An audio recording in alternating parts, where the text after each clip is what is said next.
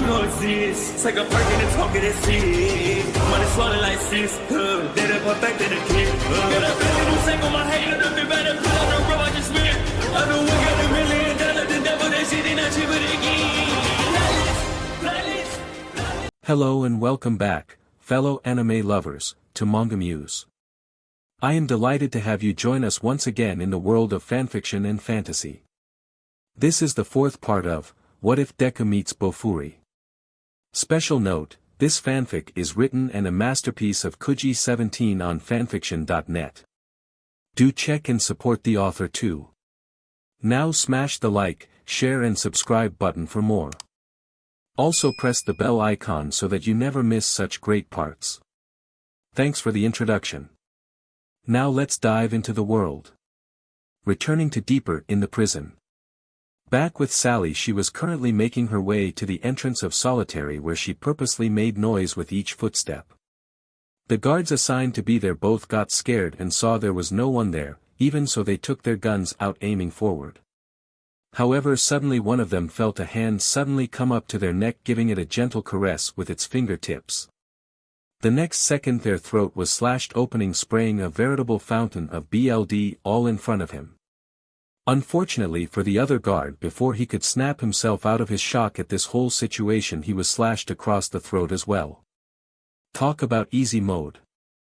Sally said, sighing as she undid her invisibility as she began walking into the celled area. Sending multiple air cutters down the wall over the doors, cutting open enough room for the prisoners here to see her. Many of them making cat calls to her, she decided to give them a small parting gift as she slowly took off her civilian clothes, revealing her vigilante costume. Making her way down the cells now, she stopped right in front of her target, waiting for him to acknowledge her. Katsuki Bakugou was never one to show respect to those he deemed weaker than him, but if this girl really was the cause of all that chaos out there like he suspected, then she might be worth his time. Getting off of his bed, he made his way to the door and saw her looking at him with a sideway glance, yet to face him directly. He racked his brain through wanted criminals from the news before he was thrown in here by that stupid judge, but could not remember anyone like her. "Alright, so who the hell are you?" he said, crossing his arms, figuring she approached him for something involving a fight. Sally could not help but let out a soft chuckle at how condescending he was being towards the person who could free him from here. Seeing how he was starting to look pissed at her, she decided to get to the point, so she turned to face him directly. "In 1 week time my party will be doing some level grinding on the UA freshman class. While doing so, we plan to take down All Might and Mirko, as they will likely be power leveling those noobs. You in?" she said, asking him at the end if he wanted to join them in their boss raid. Bakugou had played his fair share of video games, so he somewhat understood half of what she said. Basically, she was offering him a chance to get revenge against the rabbit beach that has been getting praised for locking him up. Though he was somewhat against the idea of killing All Might, he figured that he could take down the long-eared beach quickly, then kick their ass before they even try to kill All Might. "Alright, I'm in," he said, glowering at her but stepping back as she ushered him to do so. Using a more concentrated wind attack, she tore apart the door and he began following her, passing by the cells of others, asking her for their freedom. Turning to them, she gave them a face of absolute disgust before turning it into a heart-wrenching sneer, causing them all to go silent. "Most of you were shouting at a teenage girl to strip naked for you all.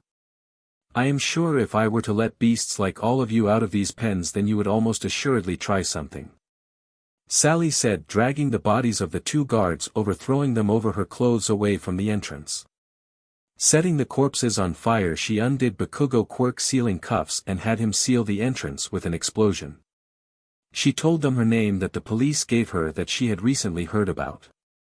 The results of it all: it took the prison an entire day to remember there were others in the solitary cell block, only to discover they have all suffocated to death. Many writing the words "Blue Nightmare" on their walls using their bloody, destroyed fingertips that they destroyed when they scraped the message on the walls with their bare hands. Backtracking, they made their way through the hallway, destroying her blockade. They then walked through the staff break room where Bakugou almost gagged at the sight but kept his composure, wondering if he would even survive a week with the crazy beach. Then instead of immediately escaping she went to the largest group of prisoners she could sense with her enemy detection skill. Seeing her walk in with the new kid made them all give her their undivided attention. "So what exactly did you do all of this for?" The person who seemed to be leading this rowdy group asked, stepping forward but still keeping his distance from her. Glad to see she could recruit so much cannon fodder for the raid, she started her speech. "What is it that all criminals fear? Why is it that criminals fear such a thing?" She asked them all in a showman-like manner, getting confused looks from them. "All Might, you fear him cause no matter how many you throw at him he will not fall," Sally said, answering her own question, seeing many of them shake their heads in agreement. Taking the chance, she decided to continue but had to make it swift as she picked up Hawks was in the western cell blocks dealing with the inmates there. "We have found a way to kill All Might, the only question is, will you be there with us to take hold of this world by its very throat on that glorious day?" She shouted at the end, getting them to agree one by one. Lifting the signal blockage by turning off her device, she then sent Kurogyri a message with her coordinates to open a portal. As it opened she ushered the prisoners through, and once all of the willing ones went through there was only a handful left not wanting to come. So to be safe she killed them all to keep them from talking and warning All Might too early. Bakugou was glad now he accepted her offer, as he probably would have suffocated with the other prisoners if he told her no. That was when Hawks came in and saw her, so she shoved Bakugou through the portal and drew her blades on him again. "You know, I really don't want to fight you," he said, trying his best to ignore the dead bodies currently at his feet. With that said, he had no intention of letting her escape him again, though it concerned him she has a portal right there but refuses to use for some reason. Getting into a lower stance, Sally rushed him, sending a fireball at his head, chest, stomach, and legs. Even if he blocks it, at least one will hit him in an important area. If he dodges he will be left momentarily vulnerable, and I can use super speed to instantly get in front of him to slit his throat. Sally thought, thinking her plan was foolproof. However, what she did not take into consideration was, this world is real. As such, a hero like him who is used to fighting life or death battles every day was far more experienced than some athletic gamer. Hawk, seeing through her plan, instead charged forward using a chair to block the two upper shots as he flew above the two lower ones. Not expecting this, she used super speed to dash to the nearest wall to avoid a slash from his sword feather. "No need to feel embarrassed, kid, I just have more experience than you do," he said, pinning her down through her arms, legs, and the edge of her ribs with smaller feathers. However, what he did not realize was how far she was willing to go in order to complete her self-appointed mission. She ran forward, causing her clothes to tear off in large pieces where the feathers were also covering herself in blood and holes in the process. Modesty, embarrassment, humiliation, decency, pain. None of those mattered to her if that was what it took to save her Maple. So despite being reduced to wearing practically nothing, she used super speed and took his moment of distraction to run right past his left. Unfortunately for her, he recovered quickly and barely dodged in time to receive only a shallow blow to his ribs, not thinking he had to go as far as cut off a limb to immobilize since she was still a child. This left Hawks alone, minus the dead prisoners, to use his feather to staunch his rapid bleeding. "Dmn it. She managed to slip past me again," he chastised himself as he failed to safely capture and help her again. Which may have been honestly better for the commission, as he was seriously considering of dropping her off to Nizu and lying about capturing her to them all. The van that was supposed to deliver something that day ended up leaving, without anyone knowing if they dropped off what they meant to drop off. Unlike with the others, Kurogyri came to check on the situation, so he teleported her to an empty room above the bar. Considering that if he teleported her now in her state of undress/injury to the bar, most likely she would have to slaughter all of their new cannon fodder to prevent them from forcing themselves on her. Apologizing for seeing her less than ladylike state, he teleported a set of clothes for her onto the bed and offered to bring the doctor here to look over her. However, she said a doctor was not necessary and used a healing quirk with a glowing green light to close up her open wounds. Also to presumably heal all her internal damage as well before he left to let her get changed. However, they were Tamura's spare clothes, so they were a little big on her, but by tying a few knots on the shirt bottom portion and rolling up the track pants she was fine. Now that she was dressed, she went back down to the bar where Tamura was. Hold on, was he blushing at her? As much as it made her want shiver with how disturbing all the hands on him made his blush look, she kept her composure. I gotta say, loose clothes really suit you better, you know that? He said, picturing them playing an old school RPG together with her dressed like that. Preferably the kind where it had marriage mechanics. Note to self, I should find my old Fire Emblem game. Tamura thought before turning his attention once again briefly to the group before him. After making sure they got the right time and location to meet, and made it clear they had to get their own gear, they left. Naturally they asked how much was the pay was, and of course the smarter few were dubious if he could really pay nearly 400 people that much. But pay aside, if this girl could outmaneuver Hawk, they figured at the very least they could trust the two had a way to kill All Might like she said. Besides, if they do not end up paying them in the end, the glory from being part of the group that killed All Might and dealt a devastating blow to the greatest hero school in the country will more than make up for it. Bakugou, not sure which one of them he was supposed to go with, spoke up. Alright, so which one of you am I supposed to stay with till the raid, cause I don't have anywhere else to go for the moment. He said to them, unsure of who was more dangerous between the two. Sally pointed to Tamura and left before asking Kurogiri to send her through a portal back to his. Bakugou then noticed the glare Tamura was sending him. What is your deal? You two wanted me to help with killing that Mirko Beach, right? Bakugou asked him, raising a brow, trying to act tough as she walked closer, now only inches from his face. Taking another moment to glare at Bakugou before talking, he said his piece. Listen up, the only reason I am letting you join our party is because she said so. You better not try to put moves on her, cause I will kill you if you do. Tamura said with a huff before shoving past him and skulking back to his room. Taking a look at the mist guy in the bartender's uniform, he asked what was on his mind. How the hell do you survive those two psychos on daily basis? Bakugou asked him in exasperation before grabbing a seat at the bar and pointing to a bottle of rum, holding up 2 fingers for 2 shots. With a sigh, Kurogiri opened the icebox and scooped some of ice, holding it up to show the blonde young man. With a nod he put the ice scoop back. Pouring the drink, he gave it to the kid and finally responded to his question. Energy drinks and video games, you will get used to both their outburst eventually. He said, downing his own shot after clinking glasses with the explosive teen. UA. With both classes tied, it came down to the last test, the distance run over a 5-kilometer track. However, this was a much different run than the 50-meter dash. As unlike a set distance, not only did you need to keep your feet in your lane, but it also went till the last person was standing, or an hour had passed, whichever came first. With 40 students in total, however, 2 people from each class had to share a lane to keep things fair. But with the students ready to go all out with their quirks, it seemed more likely to turn out like a more restricted version of the obstacle race from previous sports festivals.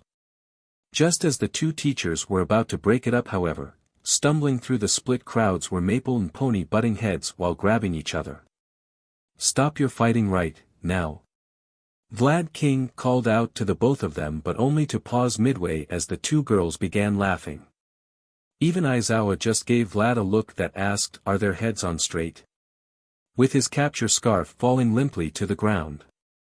Everyone in both classes, minus Himiko and Momo, however, were wondering if these 2 even understood anything that ever went on around them. Unfortunately for the 2 girls, Aizawa did have to break it up quickly as they needed their stamina for the endurance race. Aizawa and Vlad decided that if anyone stops running/jogging for over 10 seconds, they are eliminated from the test. The winner to be decided by the last person running for whichever class they belonged to. Right at the start, Todoroki caught almost everyone off guard as he turned the ground at the starting line to ice, freezing most in place. Bursting immediately into first place on all fours, mainly due to the fact both forgot this was an endurance test and decided to have fun with each other. This was Maple and Pony. Following immediately behind them was Tsuyu Azui hopping for her life to escape the cold. Behind Tsuyu was Jirota Shishida going full transformation to not get caught in the ice himself right away. Sliding right behind them was Todoroki and Mina as if they were skating, which was to be expected by those two. Itsuka Kendo and Mashireo Ojiro both using the flash step martial arts technique as dubbed by amateurs who did not know the correct term, to evade the ice, but they had fallen a moment behind due to have to use the technique to avoid the ice. Jiro used her quirk to set free herself and two of her classmates Achiko Uraraka and Momo Yaoyorozu before 10 seconds were up, getting back in the race. Tokoyami used his jacket as a makeshift cloak to allow Dark Shadow to fly over the ground, keeping both user and quirk safe from frozen harm. Shirhai Kurwaro hid himself inside Todoroki's shadow himself, giving him the best chances to last the longest. Reina Lopez simply used her quirk to swim through her lane with ease, while Himiko Toga just sprinted with her insane levels of speed. Yuga Aoyama used his naval laser to propel himself forward off of the ground to assure he did not freeze like his fellow competitors. Tenya Ida burst forth in a sudden acceleration past Todoroki Ice Field. Setsuna Tokage and Reiko Yanagi both floated forward without a second thought. It had been less than 10 seconds and yet it had already begun on an overwhelming show of power and skill as they all took off. Vlad King, seeing this, turned to Aizawa, who normally stared back at him stoically with dead eyes, was putting an unusual effort in avoiding eye contact. Aizawa. I know that is Endeavor-san, but please tell me you did not tell your kids to push themselves past their limits with him and Maple in the class. Vlad said to his rival teacher. Both of them knew how destructive Endeavor was when he fought, so he figured Aizawa would have warned him to be careful, and as for Maple, well, she was Maple, there was nothing else to say.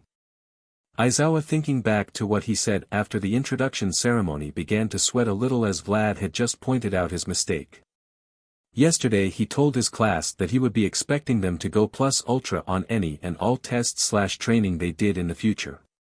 Realizing that he forgot what Nizu warned him about Shoto Todoroki being as forceful as his father, the underground hero, came to another realization.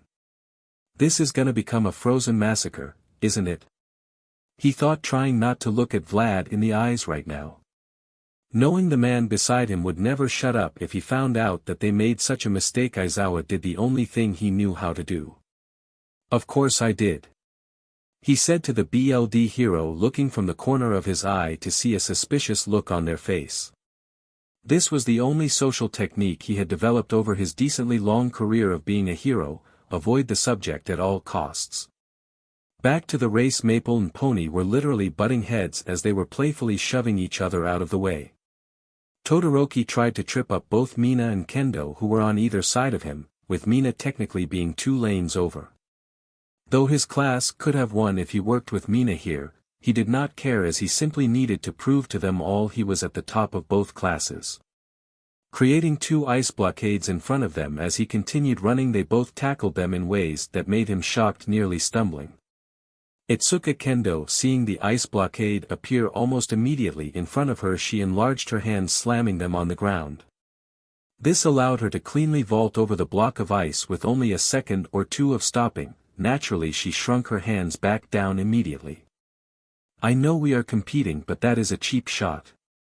She called out to the dual-haired boy before she saw a pink blur WHP around the upcoming corner, thanking him and telling him he was distracting me so he could help his classmate get closer to Tsuyu. Kendo thought as she realized Tsuyu was placed between him and Mina.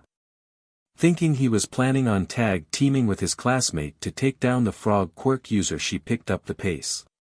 She did this by breaking into a run to try and save her classmate from being tag teamed, or at the very least warn her in advance.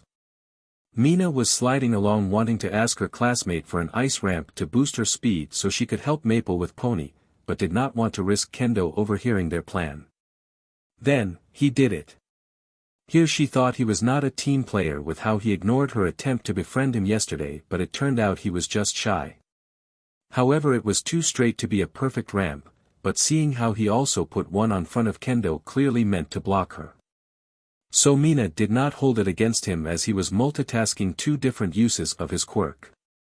Still, it was more than enough for her to get a boost, so jumping up she used her acid and flew off the top of the block of ice like a springboard. Putting her hand on the ground she went around the curve perfectly rocketing forward well past the two of them. Thanks Todoroki, leave her Tsuyu to me. Mina thanked him, seeing how he stuck his neck out for her when he stumbled a moment doing this for her. Coming up to the bird guy with the living shadow was one Setsuna Tokage, who drew true first BLD as she used her detached arms to quickly up his shirt-turned cloak. As a result, Dark Shadow instantly got weaker, causing Tokoyami to wipe out into the center of all the running lanes, resulting in his elimination. As a result, Shirhai Kurwaro, who was hiding in Dark Shadow, was also eliminated, as his plan was to ride with Tokoyami for as long as he could. But due to the very sudden shrinking of Dark Shadow, he was basically ejected out by the living quirk by accident, as it had become momentarily unstable. With these two gone, Setsuna had now made the total students left more even, with 1A having only one more student than them left. Such attacks were used back and forth by each class, with some people using some rather elaborate teamwork. For example, Mashireo Ojiro and Reina Lopez worked together to eliminate the scholarly beast known as Jiroda Shishida. Reina teased him to get him to earn to her for a moment. "Hey, do I look good from down here?" she said to him. This was where Ojiro, who was actually glad for once he had the same noticeable presence as air, discreetly dashed before the soon-to-be victim. "I got him looking down, attack now," she called out to no one, as this was just a ploy get him to focus straight ahead before he could notice Ojiro tail in his way. Stopping in a sprinting position, extending his tail right in front of the feet of the 1B student, causing him to trip. Going back into an immediate jog after his opponent was tripped, Reina, who was swimming with her quirk next to him, grabbed his leg and pulled him to her lane. This caused them to become disqualified, leaving them mortified as to how they fell for such a simple trick. This made the score 9-7 students, giving Class 1A noticeable lead yet again. 1B was not slouching either, as they had something in the work as well, though their teamwork was less intentional. Kendo, reaching Mina as she was almost neck to neck with Tsuyu, put one last burst of speed, and slammed both her hands on the ground as they were all turning a corner. "Sorry Tsu, please be alright." Kendo mentally apologized in case her attack messed up her classmate as well as her attacker. Tsuyu, to the orange-haired martial artist relief, jumped up in time, noticing her. Meanwhile, Mina was sent flying. What Kendo thought was going to be an acid-spilling kick from the pink girl was in fact just Mina about to break dance around the corner to avoid needing to slow down without getting her acid on Tsuyu part of the track. Knowing she needed to land on her hands and not on her feet, she was ready to do a handstand, when suddenly a beam of light passed her face, blinding her momentarily. This resulted in her self-defense instincts she developed over the years due to bullies to trigger, resulting in her releasing acid in the palm of hands. Then, to finish off the technique she used to escape the bullies when they encircled her, she jumped back, only after realizing she was gonna land on her feet, in the wrong lane. "I'm so sorry Todoroki. Even after what you did to help me with assisting Maple, I screwed up," she thought before crashing feet first into something. Looking at the downed Momo, she realized that she had kicked her classmate in the stomach, pretty much knocking her out. Eliminated, all she could do was wait for the 10 seconds to end, as she had just eliminated a fellow classmate. Achiko, who was right behind Momo, landed after canceling her gravity quirk, as she had activated it just in time to avoid Mina. Kendo was obviously confused, and then she saw Aoyama winking at her, causing her to get fired up once more. "Aoyama, thanks for the assist," she called out, giving him a quick thumbs up before they both continued. This unexpected combo allowed them to even the scales at 7-7, tied both classes currently. Vlad was impressed that the Aoyama kid was able to react so quickly and help his classmate like he did. Smiling ear to ear at the thought of the upcoming sports festival and how well his students were already working together. "Looks like I have real stars in my class this year," he bragged to Aizawa, as he usually found teaching his kids teamwork the hardest part. So whenever he got a class where they worked together naturally well already, he was over the moon to start helping them develop combo moves earlier. Though he had to admit, the teamwork 1A was displaying was also good, especially when Shoto Todoroki tried to combo with Mina Ashido there for a moment. Though he somewhat failed it due to trying to multitask by blocking his student at the same time, it was still pulled off to its intended effects to a degree. It was still nonetheless shocking though to see Endeavor-san use actual teamwork, especially after that first attack made it look like he did not care about his classmates. Aizawa had a strong time disagreeing with Vlad as his students did show a natural aptitude for teamwork. Even as an underground hero who usually worked solo, he too understood the fact that heroes had to work together to defeat villains out in the field most of the time. So when he saw some of his class coming up with some teamwork of their own, he was happy to see that he would not need to explain such basic concepts to them this year. However, he was sure that just like him, Vlad was also surprised to see that Todoroki tried to help Mina, even if he did somewhat fail. Looks like he won't be as bad as his father. That's good, that means I will not have to kick him out before UA creates a second endeavor. He thought as he was soon disappointed at the teamwork of the pink hair and dual hair colored students was ended up all for naught. Back at the race, Ochiko Uraraka, who was now running next to Reiko Yanagi when the girl suddenly slowed down, falling behind her. Not sure what was going on, she did the sensible thing and was about to turn around for a moment to check when suddenly it felt like someone was pulled her foot. Looking at the barely jogging pace Reiko, she could tell the girl was concentrating on something when it occurred to her what the girl quirk was. Seeing now that she was being pulled into the next lane over, she made the gravity on her and her clothes 0. This resulted in Reiko tossing her now weightless target towards the other side of the track. Ochiko, not wasting the chance, returned her gravity to normal as she landed on Maple, causing both her and Pony to look up at her. "Sorry about the sudden entrance, is your back okay, Maple?" she asked her classmate after interrupting her. "Playdate?" Yeah, she would call this a playdate between the two teenage girls who seemed to have the maturity of 5-year-olds from what they had all seen so far. "No worry, problem not here," Pony responded as she figured the sorry part was for both of them, as the brown-haired girl also looked at her when she said it as well. If anything, she was jealous since she also wanted to race with someone on her back too. It would not be long before her wish was granted though. Maple not being upset for the interruption, as she thought the both of them racing with a classmate on their back would be more fun. "Yeah, no need to apologize. On a different note, do you know if anyone else was flying this way?" she asked, hoping for Pony to join the fun, as she could tell by the look on her new friend's face that she wanted to as well. Ochiko could only shrug at this apologetically. That was when the half-French boy from earlier suddenly bumped into Ochiko, where she caught him. "My apologies for bumping into you." He started apologizing to them till he noticed what was going on, trailing off into silence. At first she thought he was going to ask her why she was riding her classmate, when instead he asked something else. "Pony, would it be alright if I caught a ride with you?" he asked his classmate, as she agreed yes, rather excited that she and Maple could make their race more fun. Gently setting him down on Pony back as they kept running, she released her. Quirk, thinking how this test original goal was definitely forgotten by most if not all the class by now. A minute or two before any of this, Reiko had slowed down to the bare minimum again, as was exhausted by her target suddenly turning weightless. For her, whenever she used her quirk, it felt like pulling on something with her actual limbs if one were to compare it to something else. So unlike putting sudden strain on her arm by suddenly picking up and throwing something in an overly exaggerated fashion.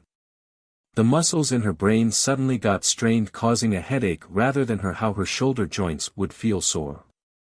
However, she did not have time to worry about that right now, as she had accidentally flung her opponent to her classmate at the front of the pack. Thanks to her, Pony was now about to be tag-teamed when suddenly Aoyama caught up to her, asking if she was okay. Without a second thought, she told him she was going to catapult him to the front so long as he activated his quirk. Though he was confused, he activated his quirk in a panic as she lifted him over the middle using her quirk. The result was, after another 2 shots to try to get him back to his lane on the other side, when he bumped into Ochiko Uraraka from the other class, and from there, well, it was history. UA. While the group of 4 were enjoying a leisurely run in the front, casually chatting, everyone else behind them were in the middle of something a bit more intense. A little ways behind them was a trade of blows between the speedster with engines in his legs and the cat-like blonde shapeshifter. Tenya Ida was using his elbows to make quick jabs at her and counter-attacks after each dodge of her consistent flurry of slashes. Himiko Toga, who had kept her nails at an optimal sharpness, used them to slash at him, making sure to duck or jump at every elbow jab he returned to her. This trade of blows was consistent enough that their running speeds were more or less set for them at the moment. Ida, who was not used to people telling him was wrong till now, let alone talked back to by people outside of his family, had a bone to pick with her. Not only did she refuse to acknowledge he was right about her obvious flippant behavior when he tried to correct her previously, but because of her obviously making use of her family connections, she took what should have been his spot in Class 1A. The family situation was one he only had found out today when he heard Vlad-sensei mumbling to himself, half tired about them. Up till now Ida could admit that it was possible he needed to improve himself, as his ability to lead others down correct courses of action was lacking compared to his big brother who he looked up to. But when he heard both of her mothers were on the staff, he knew she had rigged it all. But fortunately for him, these tests provided him a way to prove his clear superiority to her in a way that her mothers could not cover up. Though he was initially shocked at first when realized that Maple was that out-of-control quirk user from nearly a year back. He thought it was a good idea that UA was put in charge of her to teach her how to be more responsible with her powers, so he understood if they gave her a guaranteed spot in the hero course. With Aizawa being able to suppress their quirks, he was a good safety measure to have in place for her. Himiko, despite what the bespectacled teen thinks, did not use her mother's influence to get her spot and train to get in like everyone else. So when this high class but started looking down on her, she was more than ready to bite back, literally bite him if she got the chance. Thinking on whether or not she could accept dropping out of the race now, she decided that she was fine with it so long as she could take him with her. So when he struck at her with another elbow jab, instead of dodging, she decided to bite his arm, jumping back. Though caught off guard, he was still heavier than her, so naturally she went with him when he fell forward, trying to resist falling into her lane. Landing on him, keeping in place, she waited, as he struggled under her, unable to turn to either side for risk of getting disqualified. He was finally declared eliminated along with her. Getting off of him, she gave him a curt turn of her head after they locked eyes, with him glaring at her with a look that said he blamed her for everything. This brought both sides down to 6 students each. However, this also took out one of the few Class 1B runners left that had the endurance to possibly outlast Maple. With the remaining ones, Tsuyu was hopping forward till she saw that the tailed teen was running with his tail kept in a certain position. After running behind him for a bit, she was able to determine that his tail was being used to balance himself as he was jogging. Seeing that his greatest strength was also his weakness, so she thought that if she attacked that he would be unable to do anything. Unfortunately for Ojiro, she was right, so when she used her tongue to grab and pull on his tail, he tripped up, falling forward. Sadly for her, due to his martial arts training over the years, he was able to preventing himself from falling in a way that would cause any sort of injury. Sadly for him, Setsuna Tokage decided to borrow a little trick from the old Naruto anime she used to watch called 1,000 Years of Pain, but missed and ended up punching his family jewels, so to speak. Needless to say, all the guys winced at that feeling of empathy they felt for him by getting hit there. Thinking she was safe, Setsuna decided to brag to him about how boys fell easier than girls when faced with a little bit of pain. Reina, however, took advantage of the rules and her quirk going under her lane, pulling her over the lane beside her. Since Reina was holding her by her feet, she was unable to let them float off the ground, resulting in her being out. Tsuyu tried to get her, but Reina kept on going under to avoid her tongue. Eventually, however, Reina got her instead, tricking her into wrapping it around Itsuka Kendo wrist before grabbing the middle of the frog girl tongue, pulling it back. Due to not having her feet firmly planted, Tsuyu fell back, getting dragged by her tongue to the swimmer. Itsuka Kendo, however, jumped backward with the pull, using her enlarged hand to give herself some extra distance to close the gap. Knowing that if she tried to resist, both her and Tsuyu would be eliminated, with the swimming girl getting away. So that was why instead she went on the attack, figuring that she could eliminate the most difficult to take down before they go after her other classmates. Too much in shock to react properly, Reina was pulled out by Kendo, who then struck her with an elbow strike to the throat, throwing Reina into the ground of the other lane. Not able to get her focus back in time, Reina was unable to activate her quirk in time and landed on the ground without going through it. This resulted in her, Kendo, and Tsuyu all getting eliminated at once, resulting in a 4-to-3 student ratio left, resulting in Class 1A still in the lead. Kyoka Jiro and Reiko Yanagi were currently going back and forth, similar to how Ida and Toga were fighting their opponent before.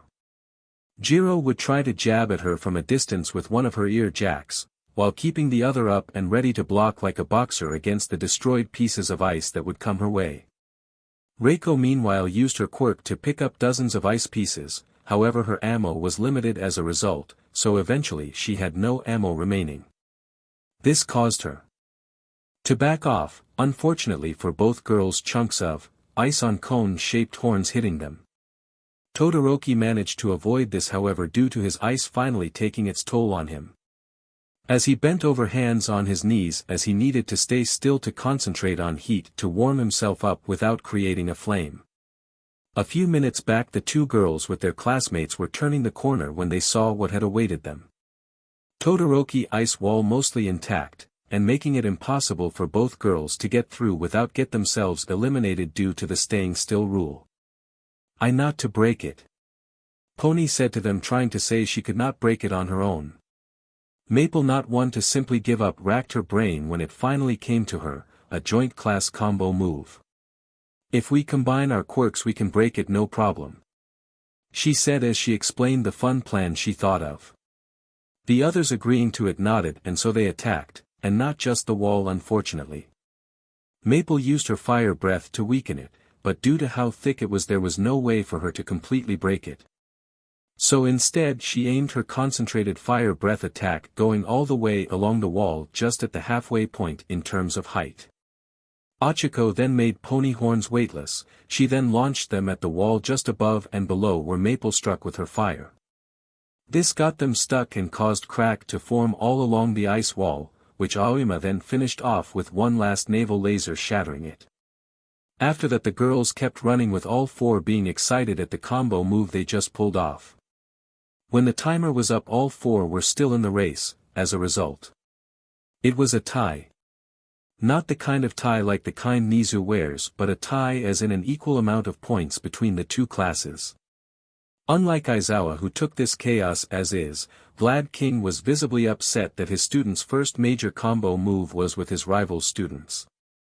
Aizawa then told everyone to get dressed and head home for the day, as the classes will officially start tomorrow for the first years. UA Support Course Lab. Izuku had made barely 3 steps in before he was tackled back into the hallway and onto the floor by an excited Mei. Firing off a million questions about the robot she designed that looked, disturbingly, a lot like Maple in her full transformation. However, the obvious difference was that this robot was only 2 feet and 5 inches or 73.4 centimeters. He would be lying if he said it did not feel odd to him to be helping her with this project, but if he didn't, he knew she would get out of control with it. Getting to work, the two began finishing the wiring and the reinforcement of the joints on their baby, as Mei had put it.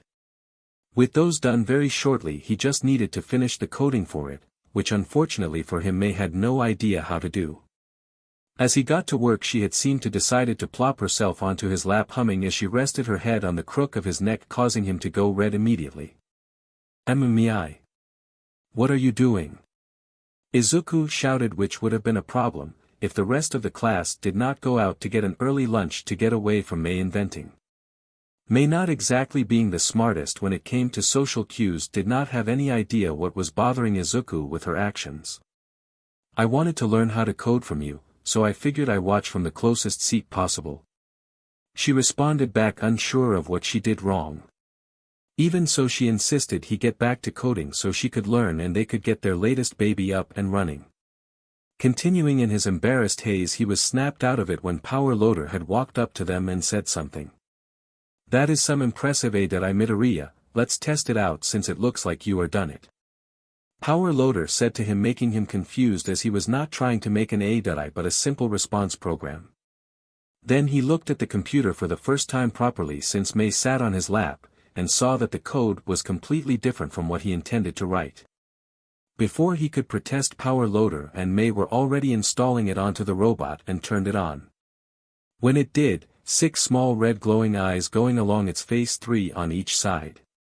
Turning to Izuku, it just stared at him and held out its arms saying, "Father."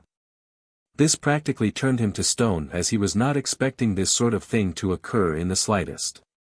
May, however, was jumping in place, shrieking her head off in delight, making everyone wince due to her painfully high pitch. She was quite excited to see it recognize Izuku as its father, and when it called her mother, well, to have one of her babies actually call her mother and mean it was a dream come true for her.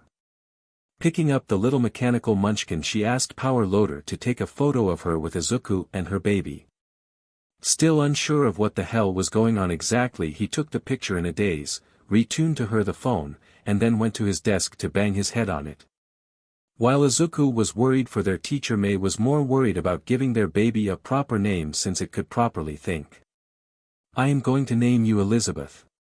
Or Liz for short," she said as it repeated the name, happily waving its 4 arms outward to her face to let her know it wanted to deepen the hug. Unfortunately for Izuku, who was still trying to process his mistake, he was snapped out of it, only by May video calling her parents. They were both apparently home from work that day, and what do you think she started out with? "This is Izuku, I was on top of him earlier and I am naming our baby Elizabeth," she said, creating an awkward silence between her parents and them. Unlike their daughter, the 2 parents kept a close eye on the news and social media.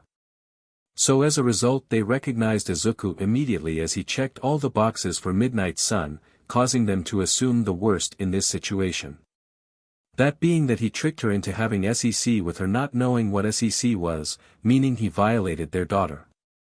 Nizu, who was a little busy with death by laughter at this development, had to leave it to Power Loader and Hound Dog to deal with. After much explaining about how they built a robot with an incredibly realistic human like AI that was already progressing in speech, the parents were relieved.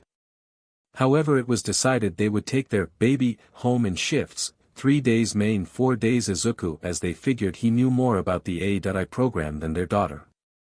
Little did everyone know that Izuku had no idea what the hell to expect from it along with its development. Tokyo. The moment they got home and Izuku told them all what happened, they had broken out in laughter, even making jokes. Though he got a jab back at them when he pointed out their jokes about becoming grandmothers and aunts meant they were also old. Needless to say, they switched back to less backfiring jokes, like how he accidentally made an AI that impressed Power Loader cause he was too focused on Maybut. "And here I thought you were a melons man, but going for a bouncy piece of butt like hers is okay too," Midnight said, giving him a Cheshire Cat smile. "Her butt was firm, not bouncy," Izuku retorted, taking a moment to realize why they were grinning at him with even wider smiles now. Dying of embarrassment at his admittance he was thinking of her, but earlier, he covered his face with his arms, groaning. The 4 women went back to laughing, making both inappropriate jokes and jokes about taking care of his wife, as they put it. Finally, switching to something else, they went over the physical fitness tests his 2 sisters did today with their class. When he found out that their classmate were responsible for making the building shake and breaking all the windows, he began lecturing them about not teaching their bad habit of going too far. Of course, Mirko, who tried to defend them from the combined forces of Izuku and Midnight, ended up joining the 2 girls in the lecture. That night a rabbit, a cat, and a lizard all cried in woe at their family, who almost suggested following them to hero class tomorrow to keep an eye on them. All 3 objected, and with a bit more back and forth, the scolding group gave in, stepping down from this battle. Waking up the next day, Izuku made his way to the bathroom where he saw Himiko and Maple in their less than modest sleeping attire, or rather lack of sleeping attire. As it had become routine for them, they were bidding each other, licking their shoulders where they would bite to not let any blood spill. Going past them carefully so as not to interrupt, he went to the sink to brush his teeth, as halfway through they were done and walked up to the sink. Grabbing glasses of water, they gargled and swished the water in their mouths thoroughly before swallowing. Once they swallowed Izuku's spit, then rinsed his mouth before saying good morning to his two sisters as they said good morning back. A few months back this would have bothered him. Fortunately for him, at first Maple insisted at least wearing shorts and a tank top. However, as it quickly became uncomfortable for her, she decided to follow the lead of the other three and not care if he saw her chest or other parts. Lucky for him, she still decided to wear her shorts to bed for his sake for a little bit before ditching them completely. As a result, he could now care less if he saw them naked. Other women, however, he was still unsure he could handle. "Oh Izuku, could you help me with my BR, this one is being difficult this morning." Midnight asked him as he was walking by her room. He nodded and helped her with it. "You know most boys your age would have more pawn site history on their computers, right?" Midnight asked, half smugly in a joking manner and the other half in concern of him not even being interested in girls. Or guys. She would also accept a son-in-law from him if he was into that sort of thing. After all, as far as the 18-plus hero is concerned, all forms of sexuality are approved of. Izuku took a look into her eyes before sighing. "Thanks to you four, I am burnt out in terms of NDTY, so no thanks. I think it is safe to say I can live without pawn, unlike other guys my age," he said, seeing her act in a joking manner of embarrassment as though he complimented. "Looks like Mom is making breakfast today." He thought to himself, glad that they had a slow morning today it seemed. Over the course of the time he spent living here so far, he has gotten used to a few things. First was that since they had two moms, Mirko was referred to as Mom and Midnight referred to as Mother so as not to mix them up when talking. Though it did feel a bit uncomfortable calling them that at first, he was starting to really feel like a part of this family. Granted, it did not mean he would forget his real mother ever existed, but he was sure that she would not mind him calling Mirko and Midnight what Himiko, and Maple did. "Now that I think about it, her anniversary will be in a few weeks." Izuku mumbled to himself in a slight depression at the idea of remembering that it was almost a year now since she was officially reported as dead. Though she technically died when Maple showed up in February. Izukumidoriya was officially reported as deceased 2 months later, just before the UA Sports Festival, when his new family had found him. As this was when they also got the help of Detective Tsukachi to make sure the people responsible for her death were punished, both those still living as well as the dead. It had honestly surprised him that the detective made sure it was known amongst anyone who knew the officers who died what the men had done. Even Nizu and All Might were surprised to find out the man had a vindictive side to himself. Suddenly he felt an ice-cold hand on his shoulder. He turned around but saw no one till Himiko came running from the bottom of the stairs, tackling him in a hug. Deciding it was nothing, he moved on with his day as his mothers told him to make sure he had a big breakfast for today. However, Maple, who was standing at the end of the hallway, still was staring at his back closely. Himiko and Izuku both figured she was just lost in thought and kept moving on to the kitchen, knowing Maple would not be too far behind them. What no one would ever know was that Maple was staring at the hazy green image of a small, gentle-looking woman who resembled Izuku. Knowing that Maple could see her, the women turned to her and smiled at the girl as Maple waved to her and greeted like she did every morning she saw her. "Make sure to bring 2 or 3 tissue boxes with you when you visit me, and thank you again for helping him," she said, fading away completely as she always did after returning the greeting. "I will.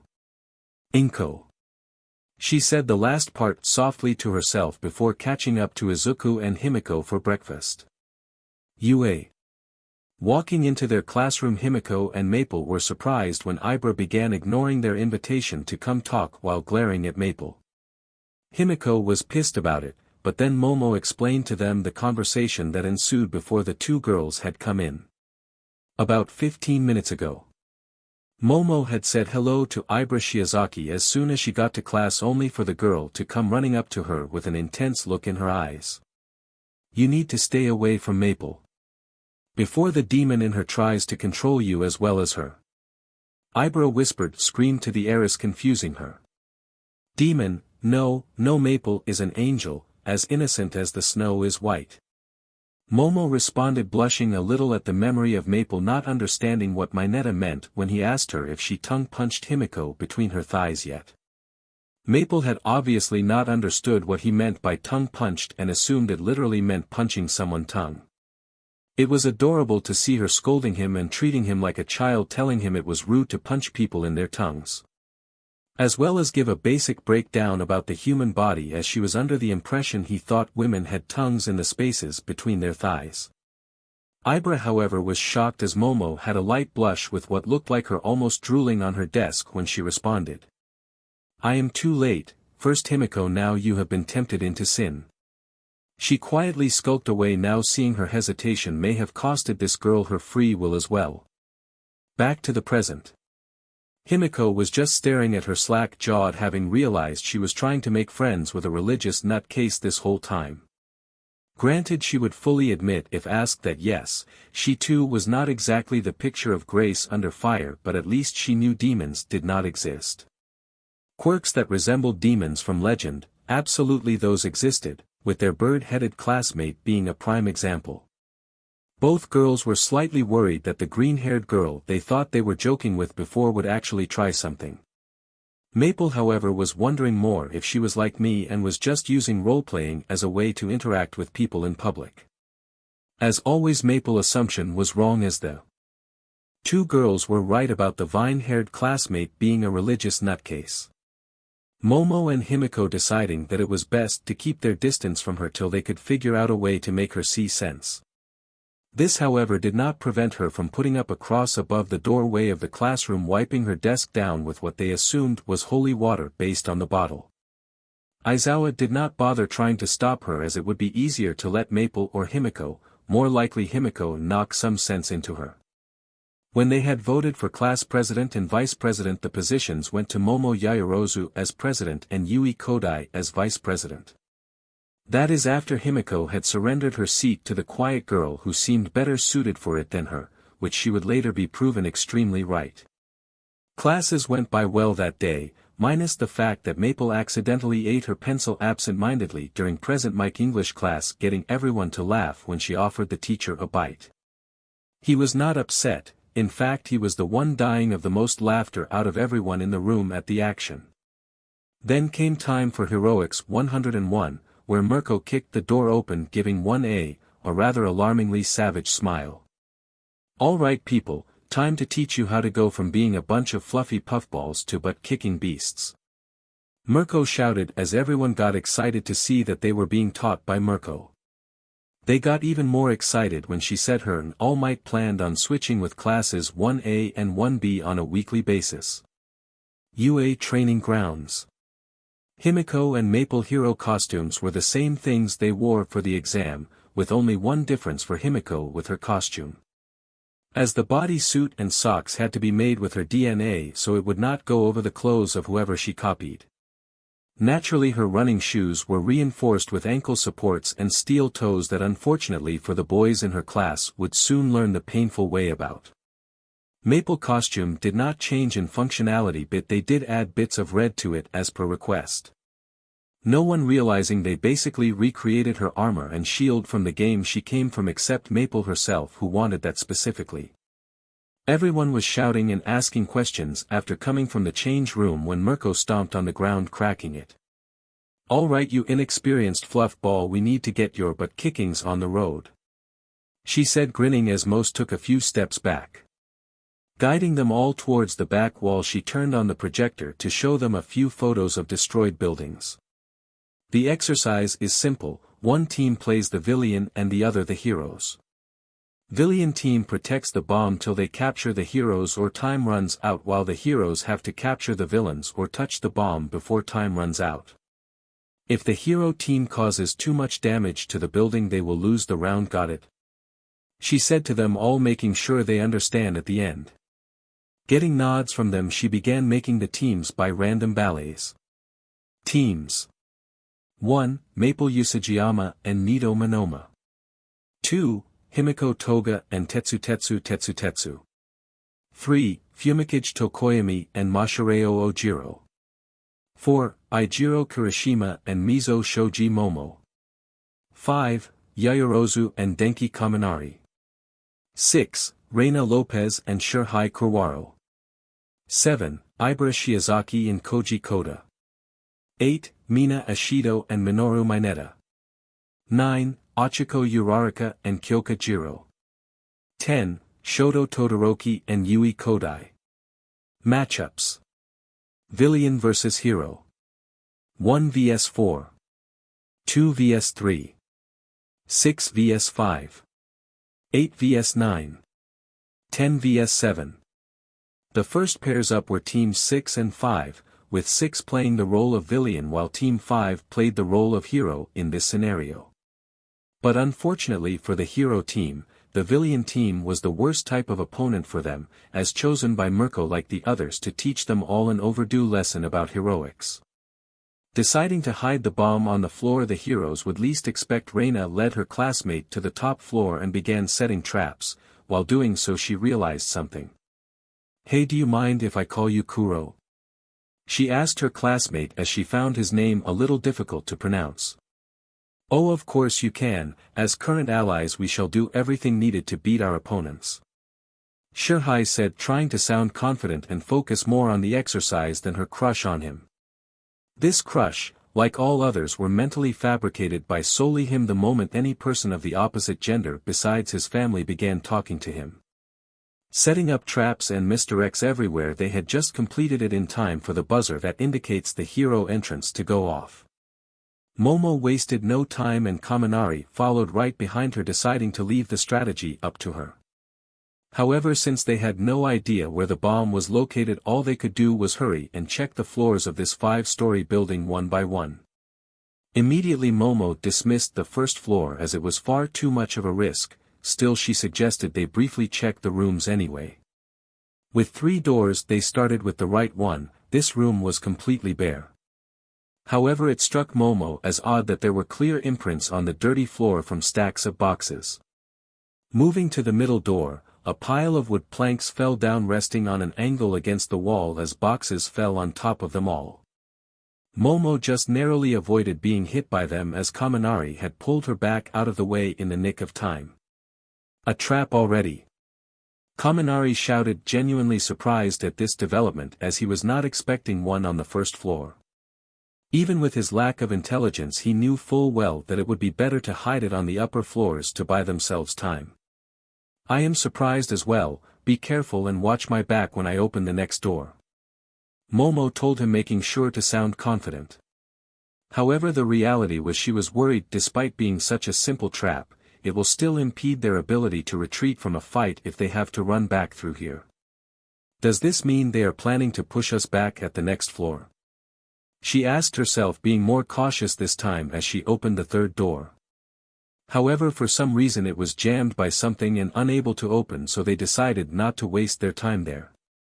When she tried to look through the keyhole to be sure, all she could see was a box. Releasing a sigh, she motioned for Kaminari to follow her. Making their way up to the 2nd floor, Momo had almost fallen through a hollowed-out step, nearly twisting her ankle on what looked to be a completely unaltered step. Wondering how they managed to do such a thing so fast, she quickly moved on, scolding herself for getting distracted. Getting to the door, enter the 2nd floor from the stairwell they were on, she had Kaminari stand against the wall facing the side of the stairwell she was on. She, on the other hand, stood to the side of the door as she lightly swung it open to avoid it hitting the wall in hopes of keeping the advantage of surprise. Her decision appeared to have been a right one, as a plastic bag full of concrete pieces was swung through the doorway. "If that had hit either of us, they would be knocked out already," Momo said, making Kaminari gulp. At the monitoring room, almost everyone was surprised at both how quickly as well as thorough the 2 disappearing students were at preparing their army of traps and the brutality of them thus far. How can they get so much done so quickly? Also, is it really okay to set traps like that? Mina asked, surprised at how well coordinated they were as well as how terrifying they seemed to fight. If she had to make a personal comparison, their coronation for this first time was on par with a dance routine that took her 3 months to get down.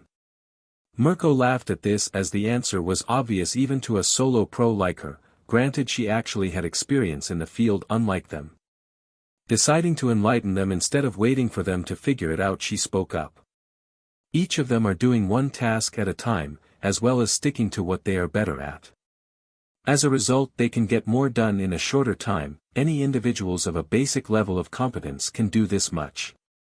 Mirko said, seeing the look of amazement in most of their eyes. Honestly, unless they want to risk it going solo like I did, then this level of teamwork is the bare minimum for these first years. Especially with him waiting in the shadows to strike. Mirko thought to herself, remembering what All Might said about All for One. Emma Mirko-sensei? Achiko asked her nervously, raising a hand shaking like a leaf in a storm.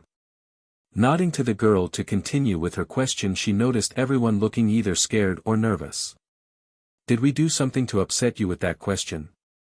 She asked, making the rabbit hero realize she must have been showing her emotions on her face just then. Sorry about that, kids, I just remembered someone, that is all. Anyways, let's get back to paying attention to their round. Mirko said, waving her hands around and smiling, getting them all to relax a little. Still for them all, minus Maple and Himiko. Who Maple did not understand when it was explained last time to them, and Himiko, who knew the person she was talking about cause of the explanation. They all had one train of thought on their minds.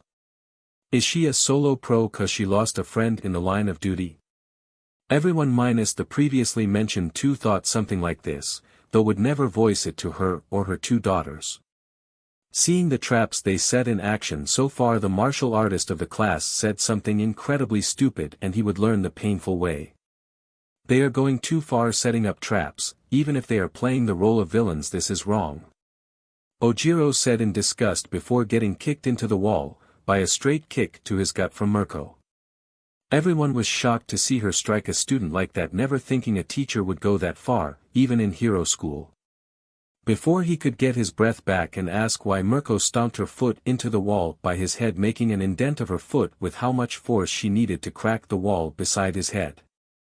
Looking down on him, she looked him in the eyes with one eye while using the other to give a sidelong glance to the rest of the class.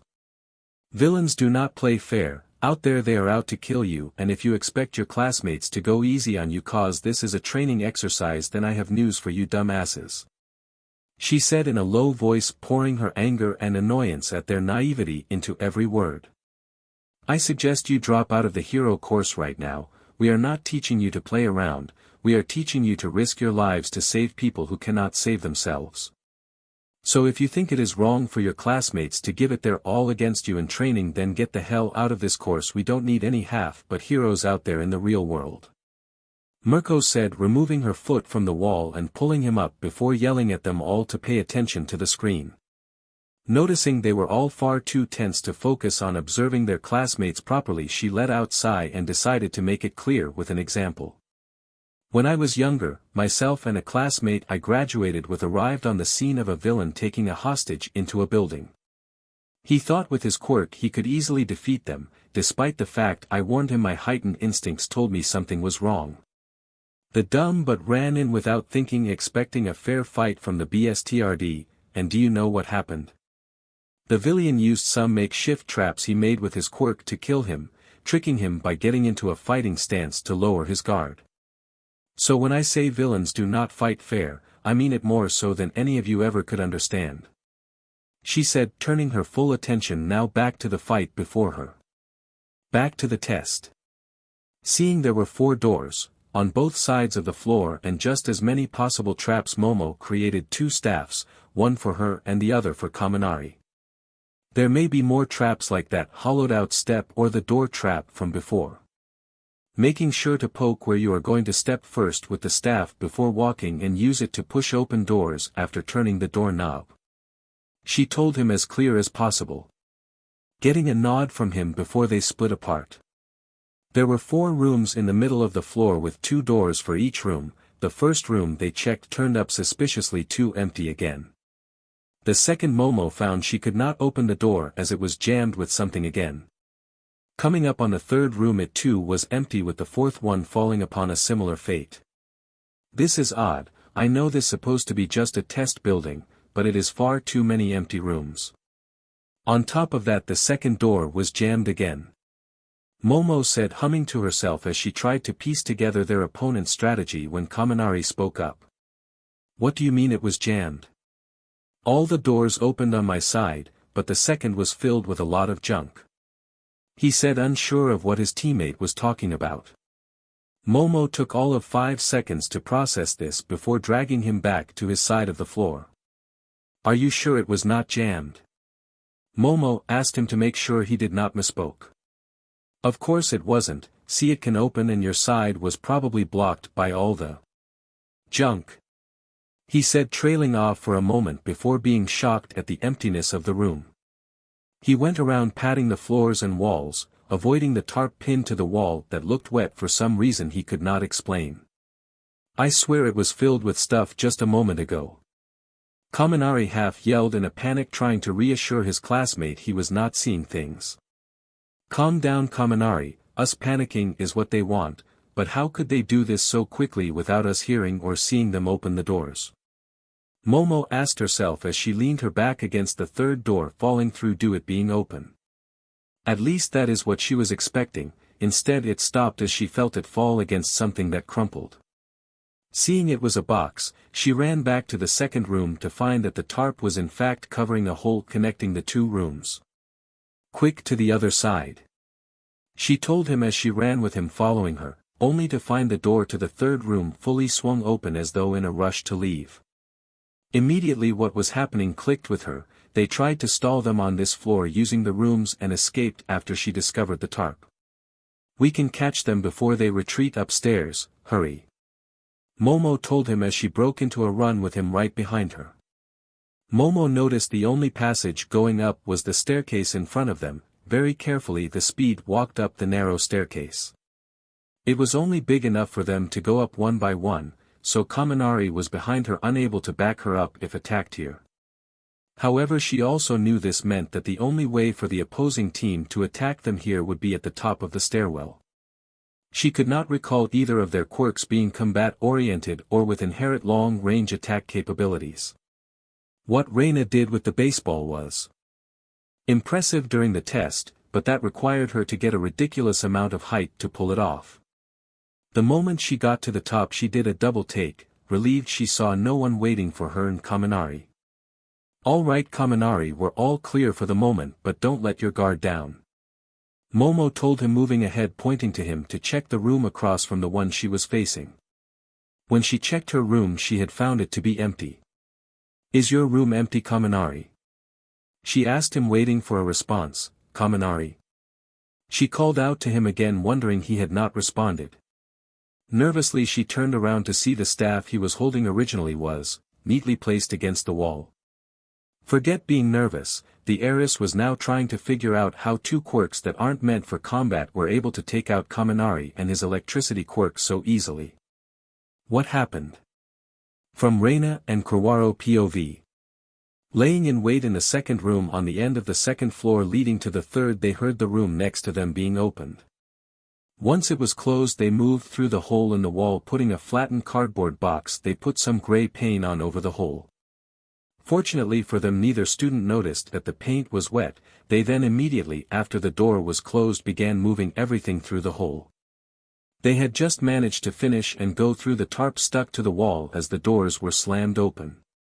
Realizing he was feeling the walls, she used her quirk on the tarp's surface, ready to attack him through it with a throat punch if needed.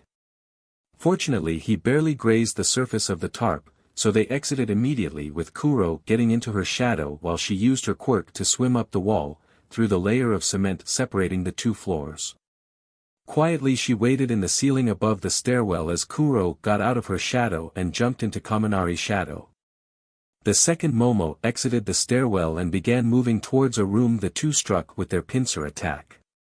She came down from above, using her quirk to go through his outer layer of his throat and squeeze his vocal cords so he could not make a noise. This also resulted in her essentially choking him as he was unable to breathe as she did so. As swiftly as this was done, she did not like the feeling of going into someone's body like this, as it felt rather gross for her to be inside someone. Her partner did his job perfectly and grabbed the staff as well as his leg, holding them still. Quickly passing out due to her technique, Kaminari was passed up to her by Kuro, with him quietly putting the staff down before hiding in the shadow of the staff. Reina took Kaminari back with her down the stairwell while holding his waist and back to the rooms on the second floor. Putting him in the junk room and covering with it like a tent so when he jerked awake it would all fall on him, instead of the pressure waking him up quickly. When she told this strategy to her partner, he asked her why not put the capture tape on him to be safe. Back in the monitoring room, everyone was shocked to see Kaminari with rather powerful albeit necessarily close-range electricity quirk to be taken down rather easily. How did two non-combat quirk users manage take them down so easily? Kirishima asked, completely blown away by how quickly their classmate was taken down. Hearing Mirko-sensei let out a tired sigh, he was worried. He said something to PSS her off like the tailed classmate of his did. Did I say something wrong? He asked her, shrinking away slightly as even he acknowledged he was not manly enough to stand his ground against her. Did none of you listen to a single thing I said earlier? She asked, then annoyed by how most looked down embarrassed and the few brave or stupid ones looked confused. Fine, I will explain it for you all. Yaoyorozu and Kaminari made multiple fatal mistakes based off the story I told you earlier. They went in expecting a straight-up fight from their opponent, and then they underestimated them cause they felt they had stronger quirks than the villian team. However, the villian team maximized their stealth advantage, as well as played mind games with them to lower their focus. Mirko said, seeing the metaphoric hamster wheels start spinning in their heads. Jiro, however, raised her arm wanting to ask another question, to which Mirko gestured to the girl to speak. But why did they not put the capture tape on Kaminari to permanently take him out of the fight? She asked the rabbit-themed hero as others murmured or nodded their heads in agreement with the punk rocker. Mirko not getting too upset, as this was something she doubt any first year except of course an exceptional hero student would realize, at least based off her school experience. If they did put the capture on him and removed him from the exercise, I would have had to announce it. That in turn would only notify their opponent they were stuck in a 2-on-1 situation and put them on even higher alert. Either that or it would have made her panic and make reckless attacks they could not predict. Mirko said, remembering her time when they did a similar combat exercises in her first year. The beach panicked when she found out her and the guy she was partnered with took down their teammate. That girl actually gave up on trying to defend and went on all-out offense despite her quirk not being suited for direct combat. The students, however, were in awe as none of them even considered a hero taking down a villian so quietly, as they thought a hero needed to be flashy. Well, Himiko and Maple knew better, as they both understood the benefit of handling someone quietly. For Himiko, this was from when she ran away for a few days after attacking her crush nearly a year back. If she did not last for those few days before meeting Maple, well, she did not want to think about it. For Maple it was because of Sally and how she fought in the events, making use of her stealth to ambush other players. UA training ground. Momo was determined to pass her first training exercise. She had her family reputation to uphold. Not to mention, she also had to set a proper example of how a hero should be fighting. She made a mental note to scold her two classmates for such underhanded tactics after she beats them. After all, against a superior quirk like hers, and a better upbringing, those two could not hope to compare in terms of adaptability or intelligence. So no matter what they have planned, Momo could create any number of things to help her overcome whatever traps they had left. Though she had to be careful, just in case she grabbed Kaminari's staff and made her way through rest of the third floor quickly, seeing it looked more like she expected it. Tripping on the stairs when she felt someone grab her ankle, she turned around but saw no one, not even the ground shimmering like it did when Reina would swim through it. Checking her ankle, it was not sprained or anything, but a decent ankle sweep would take it out for the rest of the exercise. Unfortunately for her opponents, her parents insisted she train in self-defense classes, so she was confident she knew more about close-quarters combat than them. The fourth floor had a trip wire she narrowly avoided setting off, as well as a few more hollowed spots that crumbled when she tapped them with her staffs. I know they are playing the roles of villains right now, but they are still future heroes in training. She scoffed to herself, not realizing the angry bunny that was currently letting off a dangerous aura, scaring her classmates cause of her. Carefully going up the last staircase to get onto the 5th floor, she had her guard up so she could not get ambushed like Kaminari did. Checking both sides before slowly making her way through, she saw no obvious danger. There was only 3 rooms, so she tried both side rooms first, both turning out to contain neither bomb nor enemy.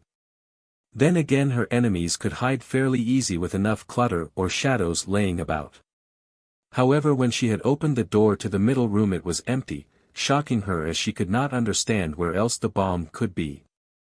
As she remembered the 3rd door on the 1st floor was locked, she felt someone grab her staff. Looking down, she saw it was Reina. Quickly letting go, she pulled out the staff she made earlier for Kaminari, getting into defensive stance as Reina jumped out of the floor. "Surrender now and I will not have to take you down through force," Momo told her opponent, hoping to get past her quickly to the bomb. Reina smirked, shaking her head in sarcastic disappointment, taking her own defensive stance. "Very well, but do not complain, I did not warn you," she shouted at her opponent, moving in to attack her. Unfortunately for Momo, who thought she would have more fighting skills than Reina, it turned out she had far less. Though it is true she has more of what would be considered standardized or proper fighting techniques. These were learned in a controlled and extremely safe environment where her instructor took it easy on her while training her. "How did you block my attack?" Momo exclaimed as Reina had, though crudely in her opinion, had managed to block her strike to the ribs and circle around to Momo's left side. Though Reina never had formal training like Momo, when helping her dad they would be attacked by animals fairly often. Though most obviously did not wield weapons, monkeys and octopuses would swing sticks at her if they got a hold of one instead of a rock. As a result, she ended up training against individuals who did not take it easy on her, and in fact were trying their hardest to bring harm to her. This resulted in Reina having actual combat experience while Momo had none. As a result, her perception of fighting was quite flawed. To prove this, Reina did not go easy on the heiress so as to teach her a much-needed lesson about fighting, and that was there is no such thing as a clean fight in the real world. Momo tried for a shoulder strike after quickly spinning on the heel of her feet, but Reina pushed it to the side. Then without losing her momentum spun it vertically while moving forward, jamming the staff into the rich girl's stomach. Using Momo herself as a sort of springboard, she jumped back, pushing more on the staff, getting just out of Momo range. Momo, refusing to lose to some countryside bumpkin, even if her family work was honorable and important, tried to go in for a leg sweep. However, something, or rather someone she did not expect appeared. Her other opponent had jumped out from the staff shadow, tackling her from behind, holding her still now. With one quick jab to the stomach again and a strike to her shoulder, the rich girl went down at last. Back in the monitoring room. After Momo and Kaminari had woken up, courtesy of a repeatedly induced bunny glove-covered slap across their faces. Once awake, Mirko went over what they did wrong in brief detail, as almost everyone else already had it explained to them. However, since she doubted they understood the first time, she figured this immediate refresher was needed. First, she pointed out how the two of them went in the building expecting a straight-up fight from their opponents who were supposed to emulating villains.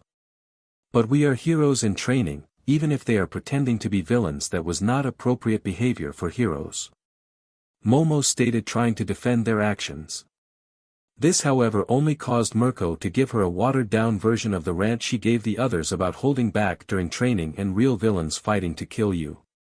Moving on to the next point, she pointed out how Momo tunnel vision on the 3rd floor caused her to lose sight of her partner and ignore him struggling. This was one thing neither could defend, as Kaminari admitted he should not have forgotten Reina can go through solid material, and Momo for acknowledging she was too focused on the enemy to think about her teammate. Then came the other mind games before his disappearance and how they panicked so easily, not even noticing the obvious hole in the wall the tarp was covering. The last of the dressing down fell solely on Momo, who was still kneeling, wanting this to end. "Not only did you underestimate your opponents from the get-go, but you also let your quirk get to your head," Mirko told her, going into a tirade about how one should never underestimate their opponent no matter what. Along with things like how such quirkist ideals were extremely flawed, this was the straw that broke the camel's back for Momo. I am not a quirkist. Momo responded, offended that anyone would even consider calling someone as accepting of everyone like her a quirkist. It is true you do not disassociate with people due to having inferior quirks. But thinking their quirks being inferior to yours due to lack of direct combat power is still exactly how a quirkist would think. Just because they are not flashy or overwhelmingly powerful does not mean they are not dangerous when used correctly. Mirko said, shocking Momo into silence. This caused the heiress to think more closely and realize she was still judging her classmates based on their quirks. Mirko, fortunately for Momo, peace of mind at this disturbing truth that she learned about herself, told them of a few seemingly weak quirks wielded by criminals she fought that gave her a run for her money. Though I will say that it was clear that you had trained yourself in self-defense beforehand. She said, getting the rich student hopes back up before continuing. In fact, it was so clear in your fighting that you received formal training that your moves were heavily telegraphed to the point where I was able to tell each move you would make before you even thought of them. Mirko told the rich girl, instantly deflating the bubble she had inflated. Mirko, seeing this, decided to explain it in a way that at the very least Momo could understand. Any person of a reasonable skill level will hardly ever win against a superior fighter, as they would surpass them on skill, speed, judgment, and the ability to read their opponents. However, an amateur moves in more erratic ways, as such they make decisions that are not based on common sense. As a result, they choose techniques that no expert would ever consider to make in that scenario, as such physical ability would be the only advantage they could possibly have, though normally unlikely. As a result, Reina, who was physically stronger than you, was able to deliver devastating blows when she made the unexpected connecting blow. She said, ending her speech with how the fight between the two students ended. Though it would take some time to comprehend, Momo would come to understand the truth. That her superior upbringing, despite what her parents told her, would not give her the advantage in the hero course here at UA or likely anywhere else. Back to the test. The next matchup to fight was of course the brawl between the dancing acid user, with her grape-themed midget sidekick, versus the gravity girl and her punk rocker companion. I am not a sidekick. Minoru Mineta screamed at no one in particular. Yet almost everyone in class could not help but feel it was directed at them, as they were thinking how he would always be a sidekick. The heroes this time around were Mina Ashido and Minoru Mineta, as they would have to get past a person who can beat them in one touch and someone who could literally hear their every footstep. However, the villian team, this time consisting of Achiko Uraraka and Kyoka Jiro, decided not to set any traps considering the building they were fighting in. Unlike the last team, who was in a less wide 5-floor office-like building, they were in a much wider 3-story building that clearly was designed to be like luxury apartments. The benefit to this one, however, was that Nizu spent bit more on the furnishings, making them more resistant to things like fire and acid, unlike the floor. Jiro had found 2 broken speakers and some tools Nizu had left there in case a student was able to fix it and use it for the exercise. As such, while Jiro spent the majority of their time to prepare fixing the 2 speakers, Achiko did something a bit different than expected. Decorating the bomb with veils and other luxurious things, she set it in a corner of a room on the 2nd floor. After the last match, she thought it would be too obvious to hide it on the 1st floor, so she opted for the 2nd floor.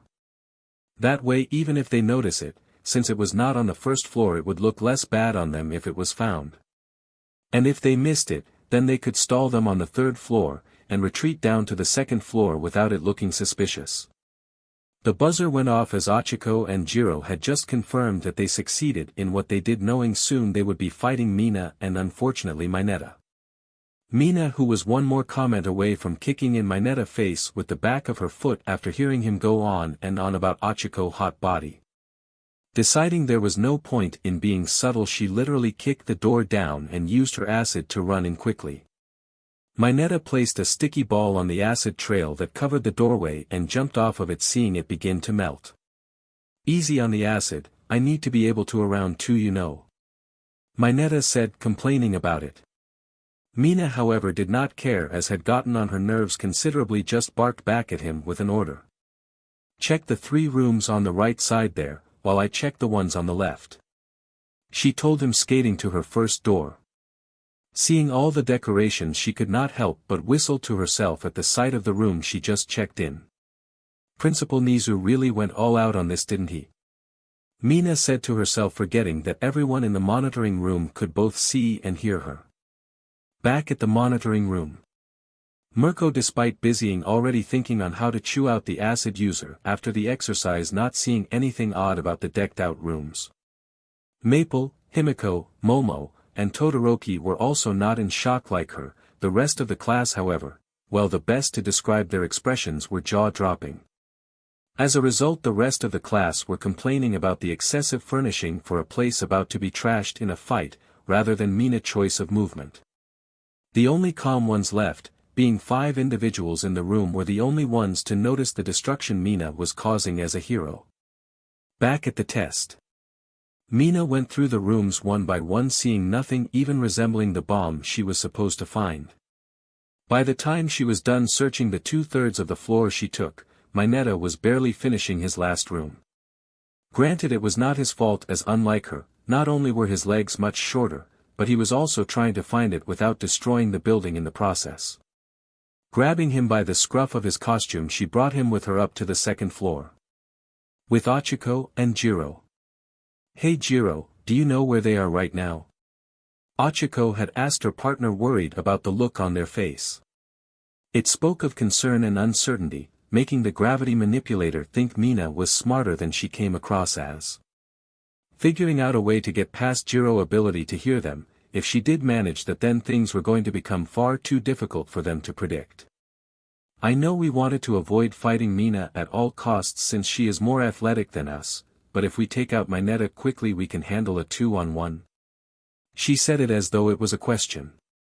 Jiro took a gulp of air, getting herself together to deliver the news to her teammate, albeit with much regret.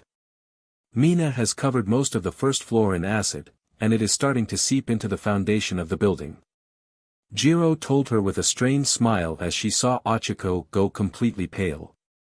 If even an amateur like her that knew very little about buildings understood what such a thing meant, then her partner, who family owned a construction company, was sure to know what that meant as well, better than her even. So when Ochiko's face paled, she got worried, as she took this to mean it was even worse than she thought it meant. Ochiko began mumbling to herself while pacing back and forth, confusing Jiro at first when she heard numbers being calculated. Then when she heard things like concrete and column as well as support, which is when it clicked for her. Ochiko was trying to get a rough estimate on how long they had for the place to remain standing. "We have around 10 minutes or so till the building begins collapsing on us, assuming she does not throw around any more acid on the 1st floor," she said to Jiro, making the girl shocked upon hearing this. After that, it was quickly decided they would meet Mina on the 2nd floor and take her down before that pink ball of energy brought the building down on them. Back with Mina. And I guess Mineta. As soon as they got to the 2nd floor, Mina was met with a triple-seated couch to the back, sending her sliding into an open room. While Mineta as sent flying into a wall 2 doors down from where Mina had disappeared into. Slamming the door shut, Jiro then used her earjacks to lock the door rather than unlock it like she usually would. Fortunately for them, there were no keys to the doors here, as very few had locks and were likely reused from different projects that required locks on them. Unfortunately for Ochiko, Mineta was quick to recover when it came to GRPNG girls, especially in circumstances like these where he thought that he could get away with such actions. This meant for Ochiko that Mineta had come running at her, sticky ball in hand, drooling, heavy breathing, and of course a pair of bulging bloodshot eyes. Unfortunately for Principal Nizu, such a face would cause Ochiko trauma for weeks to come, resulting in him just barely dodging legal trouble by shifting all the blame onto the male student of the incident. Lucky for Ochiko, however, Jiro was able to use her quirk to grab pieces of concrete and launching them using her vibrations to make them explode in his direction. The result was, though they were only the size of tennis ball now, they hit Mineta in the stomach at high speeds, knocking him out and off course away from Ochiko. "Sorry I was slow, Ochiko, but you need to focus. Mina still has a lot of fight in her." she said, snapping her teammate out of shock and getting into a rather sloppy but still usable battle pose. She was right, as Mina had busted her way through the door after partially melting it with her acid. Skating forward, she sent some slightly less concentrated acid at them. It would leave minor burns, yes, but it would not scar or be fatal. Jiro instinctively tried to use her jacks to stab it, only to remember it was a type of acid and pulled them back just as quick. When the two ear jacks accidentally collided, however, she was transmitting her heartbeat. As a result, she accidentally created a sonic boom, dispersing the acid attack to their sides. However, Ochako, due to her quirk, had rather sensitive inner eardrums. This caused her own attack to get Ochako on the ground, holding her ears in pain. Grabbing the couch before it floated away, Jiro swung it at Mina, causing her to go wide to avoid being hit by it. So Mina changed up her plans, unleashing a wave of acid. She covered most of the floor in front of the staircase going up. This was troublesome for the girls, as they now no longer had any way to retreat from this fight. Many would think that still had the first floor available. Unfortunately for them, they failed to realize the first floor is likely full of acid. As such, they were essentially trapped on the second floor, where every time Mina moved somewhere she would cover it in acid, making the acid-free space of the floor diminish rather quickly. This made worse by Mina realizing this and circling a few times around them without attacking them. Though Mina was relatively immune to the smell of the acid and concrete mixing, her opponents and partners were not able to take more of the smell, and now recovered from the earlier sound attack. Ochako threw the couch at Mina, and just their luck she tried to slide under it. So Ochako released gravity on it just before she was about to be under it to time it just right. Mina, now trapped under an acid-proof couch with bruised ribs, was trying to melt with slow success, confusing her. During this time, Ochako used her quirk on herself and her teammate to get them to the nearest room with a still open door. Unfortunately for the girls, it was also the same room with the fake bomb. This they realized only after slamming the door shut and locking it. "Well, we are completely screwed," Jiro said with a long sigh before they began to try and run down the timer. While Ochako used her quirk to help pile the seemingly acid-proof furniture against the door, Jiro was using her newly discovered technique to try and dig a window for them. Unfortunately, the room itself had no windows in it for whatever sadistic training reason Nizu had for doing so, if he even had one. Unfortunately for Jiro, she was barely able to make a hole big enough for her to squeeze through by the time Mina had begun trying to get through their barricade. With the door melting almost instantly, it had revealed to Mina two choices for getting to her opponents. The first one is melting through it with a large amount of acid and having to deal with the backlash of quirk overuse, as the skin on her arms were already beginning to get irritated. While the second was to slowly melt certain points in the wall of furniture so she could kick it down with one roundhouse kick. Unfortunately for the girls who were playing the role of villian, Mina had decided to go with the less patient option that was also the most dangerous. Back at the monitoring room, everyone from the room who was ignoring the acid damage to the building before were finally starting to notice it as sections of the floor crumbled away. "Hey, is it just me, or is Ashido not noticing the damage her acid is causing?" Reina Lopez asked the others around just in case she was wrong. However, there was a chorus of agreement among the other students there except for 5 of them. "Yeah, well, Mina has a tendency to go." Kirishima paused for a moment, thinking of a nice way to word his friend bad habit. "To go and put a little too much passion into something when she gets excited or angry." He finished remembering all the times he got in trouble in middle school with her due to her antics. Mirko, however, just sighed at this, making everyone turn to her, figuring she was gonna say something. Mirko turned to them for a moment before looking back at the screen, deciding to fill in those who have still yet to realize it.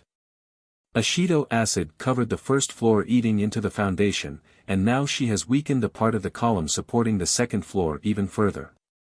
Not only is she gonna bring the building down on all of them, but her acid mixing with the cement is extremely harmful to the villian team's lungs, potentially killing them in the field if they were real villains unable to get away from the acid like these two did. She said, expecting the few gasps she heard from them. Granted, she has killed her fair share of villains out in the field, but those were villains who she had to fight to the death if she wanted to survive the battle with them. Ashido however had more than enough breathing room to not resort to such deadly techniques. Though the rabbit hero doubted that the girl even knew what she was doing to her opponents or how badly she was breaking apart the building. UA Training Ground.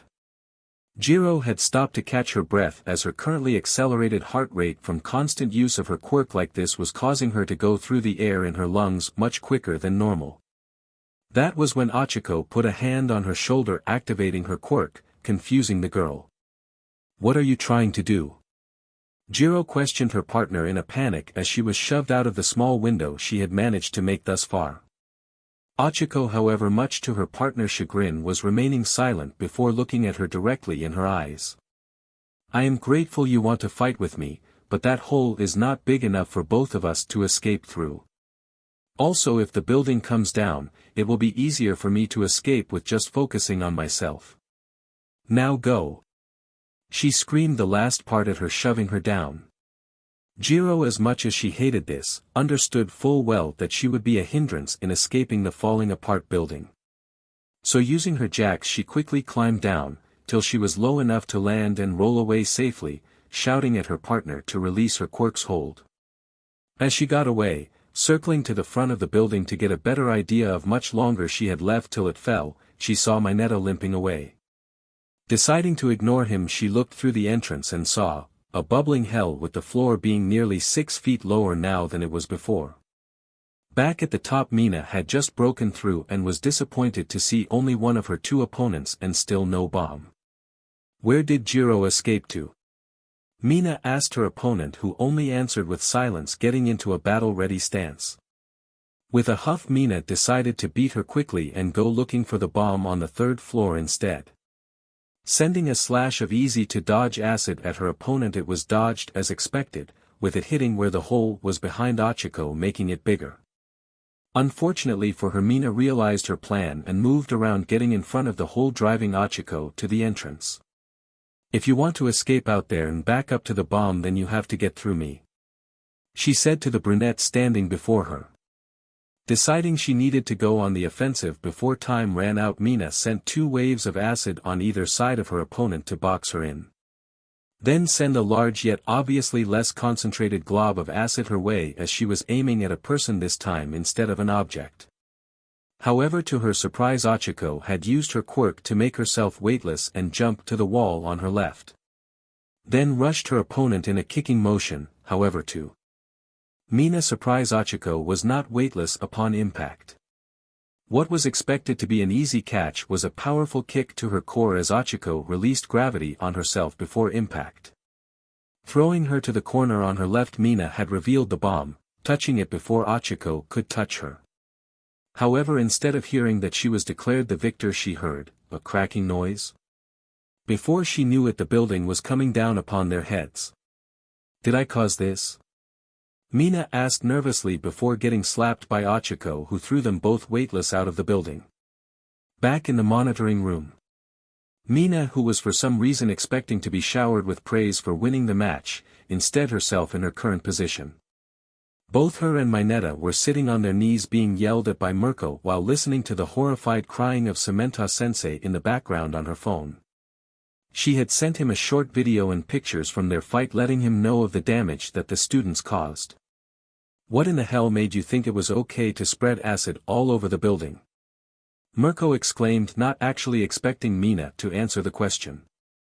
Achiko and Jiro, despite them being upset at the moment earlier about Mina bringing the building down on them, were now feeling bad for the pink girl. Heroes are meant to do the minimal damage possible to both their opponents and the building. Yet you completely destroyed the building with so much reckless abandon that I could not tell at some points who was the hero and who was the villain team," she said, then turning her attention to Mineta. "As for you, the way you were talking before the start of the fight was disgusting. I am honestly afraid that you want to become a hero just so you can sexually assault female villains," Mirko said, wanting to spit on the little cretin, but for all she knows the degenerate might actually like it. Unfortunately, she had to send him to Recovery Girl for his leg as soon as possible, but not before she had the chance to tell the twerp where not to shove his tic-tac of a PP. Then she turned to Achiko and Jiro, who both were worried that they were going to get chewed out next for their inability to stop Mina. You two did well considering you were ill-equipped to fight such an opponent. Mirko said, letting out a sigh as they were as flawless as the last winning team was. This shocked the two girls, as the last thing they were expecting was praise from their teacher, as not even the previous winning team got direct praise given to them. You two worked well and did not waste the time you had to prepare, you were aware of your surroundings, you quickly gauged your opponent's strength, and in the end you did the smart thing if you were the hero team, letting one of you get away with valuable information on a dangerous opponent. She said, listing off what they did right. The two girls were left nearly speechless, till Mirko continued, and were left breathless with her final verdict on the fight. The former villian team, who acted like the hero team should, is now the hero team and are also the winners of this match. Mirko declared, seeing shock on all their faces before sending out the next team. Back at the test ground. In this match the hero team would be Fumikichi Tokoyami and Mashireo Ojiro. This made things a bit difficult for them. As their opponent Tetsu strong, incredibly difficult defense for either of them to try and break through. Himiko Toga was a wild card, quite literally, in a sense that her ace in the hole made her behave like a wild animal. As such, neither boy who was an expert at dealing with animals like Reina or Koda had no idea how to fight her when they meet. That is assuming she has no other skills she is hiding from her class currently. This terrain definitely is not helping us much either. Ojiro said to this teammate as they took in the building standing before them.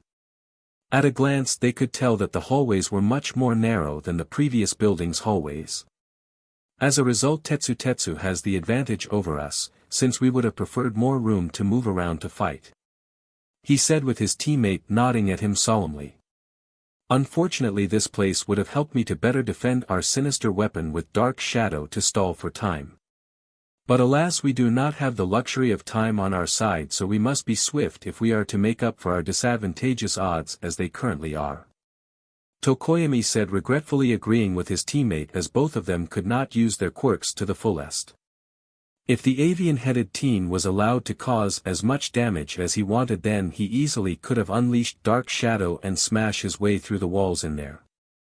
However, after Hawashido had lost her previous battle to do battle damage exceeding what was acceptable, he could not risk it.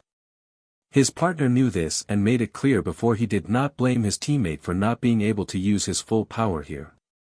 Then there was the fact that were 7 slightly smaller floors than the 5-floor building also meant they would likely have to get through all 7 floors to reach the bomb.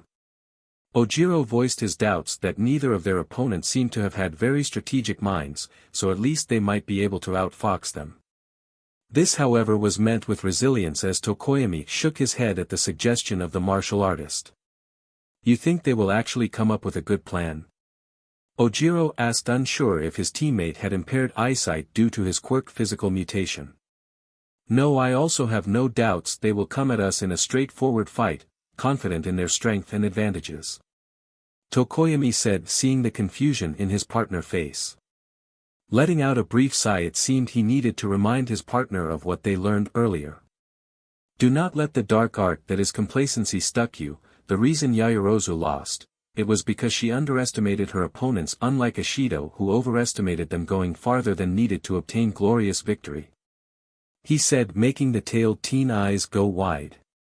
Ojiro then smacked his forehead with the palm of his hand for forgetting that his martial arts teacher taught him to never underestimate his opponent no matter the circumstance.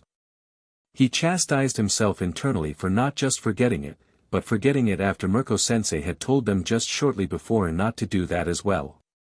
Opposite of them, Himiko and Tetsu were just waiting to start the timer countdown. At first he tried to discuss where to hide the bomb with her, as he figured she would know better than him about this. So Toga, where do you think we should hide dash? But he was cut off by her booing him with a disappointed expression. That is so boring. I want to have fun and fight them head on. Himiko said, jumping in place on the 7th floor with her partner staring at her. Though she could have been sneaky about it, she really wanted to see if she could slash her way through the opposing team defenses. After training with her mom for as long as she had picked up her love of fighting. Tetsu was surprised as he did not expect the daughter of two pro heroes to say something like that. Even so. That is so manly. He screamed, pumping his arms in excitement, joining his partner in psyching themselves up. However, they did at least make sure to cover the boom with a tarp after surrounding it up to the top with boxes to prevent it from being too obvious. Back at the monitoring room. Everyone was unsure of what to say about the villian team not coming up with any plan, as one of them was the daughter of their teacher. Still, eventually someone had to break the ice and ask her, so Kirishima decided to man up and say something about it. I might be wrong, but shouldn't the villian team be coming up with a plan? He asked, hoping for not a swift answer. Mirko looked to him, raising an eyebrow before speaking, as it seemed no one else was likely to speak right now. Normally yes, but in this case Tetsu has the advantage in close quarters combat, especially in that building. So having him move forward and fight in the narrow hallways is better than having him fight in an open space where he will lose that advantage. She said, wondering why her class was on edge, not realizing it was because of her kicking demonstration from earlier. Fortunately for him, Kirishima, who was unsure whether to point out her daughter, someone else did that for him. Okay, but what about Himiko? Last I checked her quirk was more stealth-based than combat. Jiro said, using her first name as the girl had insisted upon it. Mirko took a moment to think of how to word her response, as it was a genuine question born from basic observation. A quirk is not everything. Anyone who relies on their quirk for fighting strength has no hope of making it as a hero. Granted, mine is a mutant quirk, so I can't really turn it off, so other mutants like me without emitter-type aspects are the exceptions. She said, turning to Mina, who was currently holding Maple, being comforted by her daughter. Though for some reason the Yayorozu girl looked torn between being jealous and being extremely happy about the sight. Sometimes I am really glad my quirk did not come with something as dangerous as acid. Mirko thought in relief, wishing Aizawa had not choose that Azuri girl for his class. Back at the test. The timer had just gone off and both boys made their way in, seeing how the floor immediately forked into 3 different hallways. Ojiro signaled for himself to go right while Tokoyami and Dark Shadow went left. Nodding to his partner in agreement, they split apart, agreeing to meet up and circle back through the middle hallway. Though they doubted there was a bomb here, if it turned out Toga was waiting to ambush them in the middle hallway, they could approach from side and trap her. Taking out one half of the team meant one of them could hold off the more dangerous opponent while the other went further up to look for the bomb. Fighting Tetsu together was not really an option considering the tight space they are in currently. Getting to the end of the hallway through speed walking in less than 30 seconds, Tokoyami volunteered to be the one to double back. Waiting 15 seconds, Ojiro began going down the middle path, confident he timed it right to have Tokoyami entering his end momentarily. He was right, as a few seconds after going in he spotted Tokoyami entering with Dark Shadow looking up the whole time. Unfortunately they did not find her, but did not worry too much about it, as this did not waste much time for them. Moving on to the second floor, they did it again to no success. Fortunately for them, there was nothing there with this sweep to be found. Unbeknownst to them, Toga was standing right beside them, listening contently, deciding to wait a few more floors. Back at the monitoring room. Everyone was impressed with how diligent they were being with their search, clearly learning from the past 2 battles. Momo in particular spoke up on behalf of the 2 boys. The way they are searching is as fast as it is thorough. By doing it this way they eliminate the risk of an ambush. Momo trailed off as she noticed it. They all soon noticed how Himiko Toga was waiting for them on the second floor, only to now be standing beside them, as they just ignored her. How are they not noticing her? Kaminari called out in shock as she was right in their line of sight. There was murmurs of shock and confusion at this, not knowing what was going on till they heard the teacher cough to get their attention. Seeming satisfied they are now paying attention to her, she decided to fill them on what was occurring at the moment. That is a stealth technique she discovered by accident while in middle school at some point. Then when we learned she could trigger it at will during our combat training, we honed it further. She can completely erase her presence, to the point where she could stand right in front of you and you would not notice her. Mirko told them kept how it functioned to herself. Though it was impressive, she was only able to do it when she emptied her head of all thoughts. As a result, she has yet to learn how to use it suddenly in the middle of a fight, but she has learned to use it while still walking. That was the only reason she could move out the way of those two boys and follow them with such supposed ease. Todoroki, however, was trying his hardest not to glare at his teacher right now since the moment he heard combat training. For Maple, he could understand specialized training cause of her obviously powerful quirk that seemed strong to handle at full power. Hoping that the two girls did not suffer similarly to him because their pro-hero parent, he turned his attention back to the fight.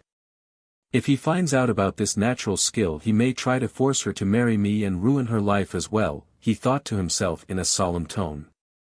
Back to the test. The two boys had made it to the 4th floor with ease, worrying now if the two had actually come up with a plan after all. Himiko naturally was still following them, with the entire monitor room screaming for the two boys to notice her. Unfortunately, their voices could not reach, though it would have little effect if they did since Himiko has blended perfectly with the surroundings. Splitting up again, Tokoyami saw part of the ceiling collapsed, blocking his way. If I destroy it to move forward, we will definitely be noticed, he thought to himself as he and his sentient quirk turned around. Ojiro had turned his corner to see that Tokoyami path was blocked, then coming out from the stairwell with a right hook was Tetsu. Ojiro had blocked in time by crossing his arms, however he reflexively swiped his tail at the same time to counterattack. Due to the tight space, he ended up tripping himself with his own tail, causing him to lose his firm stance he took originally. As a result, Tetsu was able to send him flying, right into a well-placed axe kick from Himiko, who finally let her presence be known to the world. Unfortunately for her, Ojiro was best at not just defense, but recovering from his defense being broken. So he used his tail to push himself further, unable to block the blow, but deciding to redirect it to a spot that won't instantly knock him out. Himiko's foot, or rather the heel of her foot, came crashing down on his solar plexus, stopping him from catching his breath. This unfortunately resulted in her wrapping the capture tape around his wrist with relative ease before dodging an attack from Dark Shadow. Ojiro has been eliminated. The hero team is down to Tokoyami, Mirko said, shocking the avian-headed teen in place. As much as Himiko and Tetsu wanted to go close quarters one-on-one, they agreed earlier they had to take out one of them first to be safe, as they wanted to win. So they agreed to set this trap, and whoever had ended up wrapping the capture tape around the opponent first had to act as support for the others one-on-one. Sadly for the cat-like BLD quirk user, this meant that she had to support her teammate from a distance. Well, at least I got to have some fun, she said as they ran up to the 5th floor to wait. Back at the monitoring room, seeing the ambush occur as it did had made most of them wince at how one-sided the fight seemed so far between the two teams. As much as Kirishima wanted to say it was not manly, he learned his lesson earlier and acknowledged that sometimes you had to do whatever it took to beat a villain. That being said, he was surprised that his manly brother-in-arms had agreed to such a plan, as he himself would have been more stubborn. His thoughts were broken, however, when he heard a whistle noise come from Shuji, his multi-armed classmate. Given how quiet he usually was, everyone had turned to him expecting an answer for the sudden outburst of his just now. With a sigh he explained himself, creating a mouth on one hand to speak to everyone with. Their coordination with that last attack was flawless, and Toga's lack of hesitation to strike a vital point, especially with as much accuracy as she did, was impressive as well. He told them in honest praise. Unlike some of the others who hesitated or held back, both of them gave their all from the start, striking swiftly. Also, their retreat to the next floor and not the one below means that Tokoyami likely has another trap waiting for just him there, Shuji said, looking back to the screen, causing everyone to do so. When they all saw what the next floor looked like after some renovations from the Villian team. UA training ground.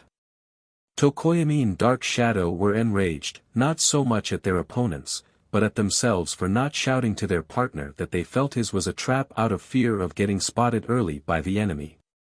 Let's go, Fumi.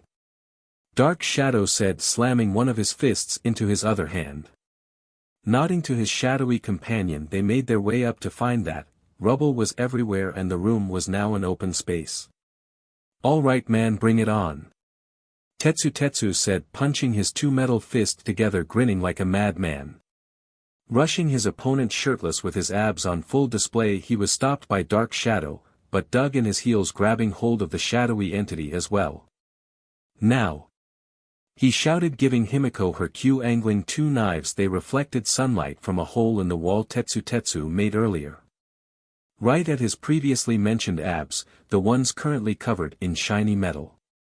The light from the two sourced bounced off of him, shrouding all of Dark Shadow in a bright light, shrinking it. Throwing it aside, he charged again, shoulder first to his opponent chst like some sort of American football player, sending the avian-headed teen flying to a wall. Dark Shadow fortunately got to its user in time to shield them from the impact, coughing up a few drops of blood. Though the wound was not fatal, he definitely felt like his rib was fractured, maybe two of them even. But he could not lose to a single physical attack, especially since this was still technically in his eyes a 2-on-2 fight. "My body may be of flesh, but it shall not falter to your metal skin. Now bear it all so that me and my darker half shall win with true honor," Tokoyami responded in his exaggerated way of talking like usual. Wrapping Dark Shadow around his right arm, he ran forward, dodging a knife thrown by Himiko. Once he in range, he launched Dark Shadow into a long-distance punch, delivering a flying kick at the same time. As a result, he was pulled by Dark Shadow forward, adding more force to the kick that would normally be too weak to even stagger such an opponent. Tetsu caught Dark Shadow, who smugly grinned at him since Himiko was behind him, unable to shine direct light on him. However, to both the bird-headed teen and the living Shadow shock, they were hit with light from behind. Then they noticed that the light was being bounced off the knife he thought he dodged earlier, that they only now realized probably missed him on purpose. The light weakened Dark Shadow again, allowing Tetsu to throw them far to the side away from the staircase going up to the last floor. This time, however, Dark Shadow did not make it in time, resulting in both hitting the wall rather strong. Getting up while holding his side, Tokoyami glared at his opponent, who egged him on to attack again. Unsure what to do, there was one trick he could do to get past her light attack, but it was risky as it would leave him vulnerable to Toga knife attack. Even so, he had to do it if he wanted to win the battle in his current state. Dark Shadow, rather than going over his arm, covered the entire front of Tokoyami from the neck down. Moving around to position himself in a way where she could not reflect the light off her partner to directly on him, Tokoyami then rushed into the metal man standing before him. Jumping up when in arm's reach of his opponent, he expanded his cloak to cover the air space between him and Tetsu. Dark Shadow under zero light got a surge in power, though Tetsu quirk was strong enough to withstand it, the floor was not. As a result, the three fighters went through the floor with Dark Shadow using his metal opponent as sort of battering ram, smashing his head through the different layers. Crashing into the open-spaced dark basement of the building that Himiko had noticed earlier but decided not to say anything about. Back in the monitoring room, everyone was shocked to see something as powerful and threatening as Dark Shadow be instantly weakened by a little light. However, it did not last long, as they soon winced upon seeing the bird-headed boy get slammed into a wall, coughing up blood. "That kid definitely has 2 fractured ribs, not too bad but defiantly painful as hell, trust me on that," Mirko said, remembering the last time she fractured a rib but got a lucky hit on her in a fight, as she explained earlier to them all. Though everyone was concerned, only one was brave enough to step up to the teacher and ask her about their classmate health. "Excuse me, Mirko-sensei, but are you sure the exercise should not be called off?" Momo asked the teacher, getting grunt as the immediate response from her before cowering slightly under their sideway glare. Mirko, seeing how the girl was no longer going to complain, decided to answer her. "Heroes get injuries like this all the time in the field. If you can't walk something like that off to capture the villian, then you clearly lack the determination needed to save people," Mirko told not just Yaoyorozu but everyone there, remembering all the times she had to chase down villian other heroes allowed to escape due to minor injuries they could still fight through. Unfortunately for the hero, everyone freaked out when Tokoyami sent Tetsu down 5 floors before landing in the basement. Okay, so Recovery Girl and Aizawa might yell at me for getting a student sent to the actual hospital today. She thought, regretfully switching to the night vision cameras in the basement. Remembering the warning in his file about his dark shadow quirk, she knew hell was awaiting that metal boy in that basement. Then saw Himiko about to. Dear God, we are about to have 2 violent beasts trapped in that basement with Tetsu. Mirko said out loud, not realizing she did so until after she heard a gasp and saw everyone looking at her shocked. Well, SHT. They are going to freak out again. She thought, hoping the fight would end quickly. Back to the test. With Himiko on the upper floor. Himiko suspected that being in complete darkness would do the complete opposite of her flashes of light did to dark shadow. Though it was only for a moment, less than a second, she had met the yellow eyes of the shadow creature. In those eyes she could see how it was losing itself to its violent instincts. How would she know? She saw that same look in her reflection when she was starved of BLD attacking her crush before meeting Maple. Also, it was shown to her in a video playback recording of the quirk assessment test for the brief second before she was calmed down. Deciding that Tetsu would not be able to fight it, at least without hesitating at some point due to human rationality kicking in. She knew she needed to quickly strengthen herself to the maximum she possibly could before leaping in there. That meant throwing away her ability to reason, letting her instincts take over for her during this fight. I'm sorry if I end up biting you, Tetsu. She said to herself as she began the process of using her new technique. Feeling the last of her consciousness slip away, she jumped down the hole, using the edges of each different hole to slow her descent. Back with Tetsu in the basement. Every muscle in his metal-covered body hurt like hell as he was shoved through countless layers of concrete by the nightmare version of Big Bird from Sesame Street. Fortunately for him, his metal skin was still mostly intact, and the rough landing allowed him to throw off the creature and its MSTR. However, it did not let go without a fight, ripping off some of his steel skin in the process. Lucky for him, his quirk activated and healed over it before he could bleed too much from the wounds. Downside of this was that throwing them off of him made him realize he probably broke his left arm when he landed. All he could see from the dark was a pair of yellow glowing eyes as it hungrily glared at him, violence clearly etched into the center of its being. The only saving grace for him at the moment, keeping it at bay, was the light from above shining down in a small circle around him. But once the light stopped, he knew he would be unable to defend himself from it. He would tell Tokoyami to stop his quirk, but it seems to have wrapped itself around his body, holding him back. However, he knew it was not too long before it stopped caring about the light and moved in to finish him off. This was stopped, however, when a small shadow descended from above, jumping off his back and into the shadows, making his opponent back off. Himiko? He asked her as he squinted to see her in the dark, only really following her thanks to her yellow cat eyes. They turned to him briefly before turning back to growl at her opponent. The living shadow cawed at her before saying some sort of derogative slur to her that sounded like it was directed towards cats. No, she is not cat normally. She nimbly dodged a left swipe, leaving a smooth 5-inch deep slash mark in the floor, with no indication the concrete resisted it at all. Himiko, get away from him. He shouted at her in worry for her. Unfortunately for him, she ignored him and moved in to attack again, this time getting fortunately no cuts. However, Dark Shadow did manage to tear her shorts in half, causing her knives to spill all towards Tetsu. Not exactly a knife-throwing expert, he still threw them at Dark Shadow in hopes of distracting it. Though they were easily dodged or blocked, they did their job of giving his partner breathing room to get a few punches in. However, she was starting to get slower. If his eyes were correct, that was when a flash from his usable arm bounced off a knife in the ground, hitting Dark Shadow. This weakened it for a moment and allowed her to slam it along with Tokoyami into the wall, giving him an idea. Back in the monitoring room. Everyone, after failing to get their teacher to call off the fight as Himiko and Dark Shadow, who both had become mentally unstable, turned to one person. Maple was their last hope for convincing her to call off the fight, but to their utter dismay she. "Oh that? Hime will be fine, and it looks like Dark Shadow is protecting Tokoyami from any serious damage," Maple said, waving them off before turning back to Aizawa to continue their conversation. Depressed, a little over half of them nearly tried to run out to the fight to put a stop to it before they realized who she was talking to. "Aizawa-sensei."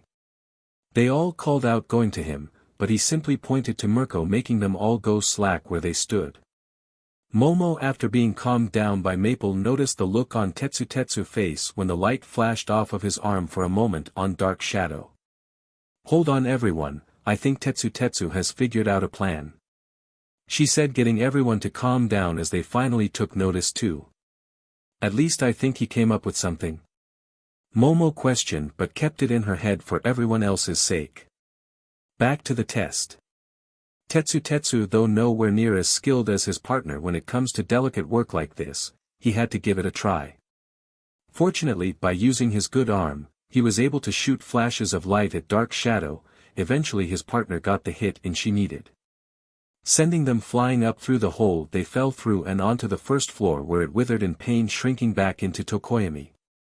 Letting out what was a breath of relief at the sight of his opponent coming to a stop at last, he heard a low-pitched growl. That was when he remembered that he was not alone and saw the cat-like Himiko staring at him curiously, licking her lips. When he followed her eyes, he realized she was looking at his blood-soaked arm. "Oh CRP, this is not about to get manly, is it?" he said as she pounced on him, licking his arm, making cry form both pain and uncontrollable laughter. Fortunately for him, his homeroom teacher came in and got her to come off of him and jump onto themselves.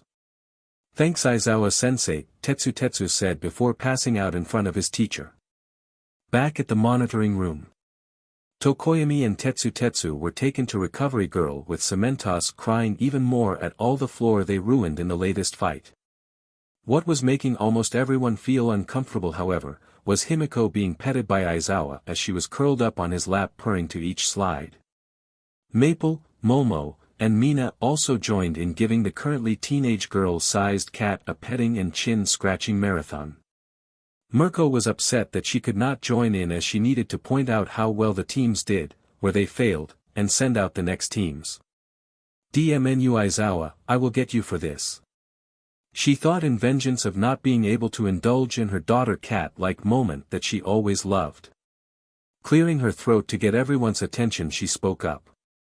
Both teams came up with good strategies and moved wisely throughout the battle, there is no doubt about that, Mirko said, seeing Ojiro light up with a joyous smile on his face, as they were the first two teams not to get chewed out yet. However, she continued. However, Tokoyami lost control of his quirk power the moment he fell into complete darkness. Ojiro has no idea how to adapt to different kinds of fighting environments. Tetsu, though having a solid defense, hesitated to act, doubting his ability to find success against an opponent requiring more than brute force. Himiko used a technique she had not mastered, temporarily turning her into a possible liability on the battlefield. She said, seeing the now disappointment on Ojiro's face as she took a shot at every 4 people in swift succession. However, since the villian team technically won out the clock, they win, sort of, Mirko said, only digging Ojiro's grave of shame even faster than she already was doing. Next up is Todoroki and Kodai versus Shiozaki and Koda, with Todoroki and Kodai playing the villains this round, Mirko said, as she and everyone was expecting a good match. Much to their disappointment, however, it was over as soon as it began, with Todoroki freezing the building solid as soon as they entered. Hero team did, well, technically not bad since they did nothing. As for villian team, well, since they did not have to care about collateral damage, I won't chew out Todoroki for freezing a building solid, so villains win, she said, as everyone awkwardly congratulated Todoroki for winning the fastest out of everyone. His partner Power was silently glaring at him for freezing her as well, along with the opponents. This means the last 2 teams of Maple and Manoma as the villains versus Kirishima and Shoji will be the last battle, Mirko said, ushering the 2 teams out. Manoma was not much of a on-the-spot planner, so going last had allowed him to come up with a plan. Unlike Maple who, as he suspected, was just gonna wing it if he did not come up with anything for them. First off, the layout of their building was different as it was 3-floor mansion, albeit not too decorated and made of entirely concrete with bulletproof glass windows instead of stained glass windows. All the doors had locks, with each floor having 20 rather large rooms, with one ballroom in the middle of the first floor, so the first floor had only 10 rooms. The plan he came up with was as simple as it was brilliant, so even Maple could follow it, at least Manoma hoped she could. For the first part, they were locking all the outside doors and all the doors on the second as well as the third floor. The bomb would be hid in the chandelier in the ballroom as the other team had no way of pulling it down safely while also fighting them. Fortunately for Manoma, Maple was able to lift it herself after transforming. While she did that, he ran around locking the doors with the MSTR keys they were given.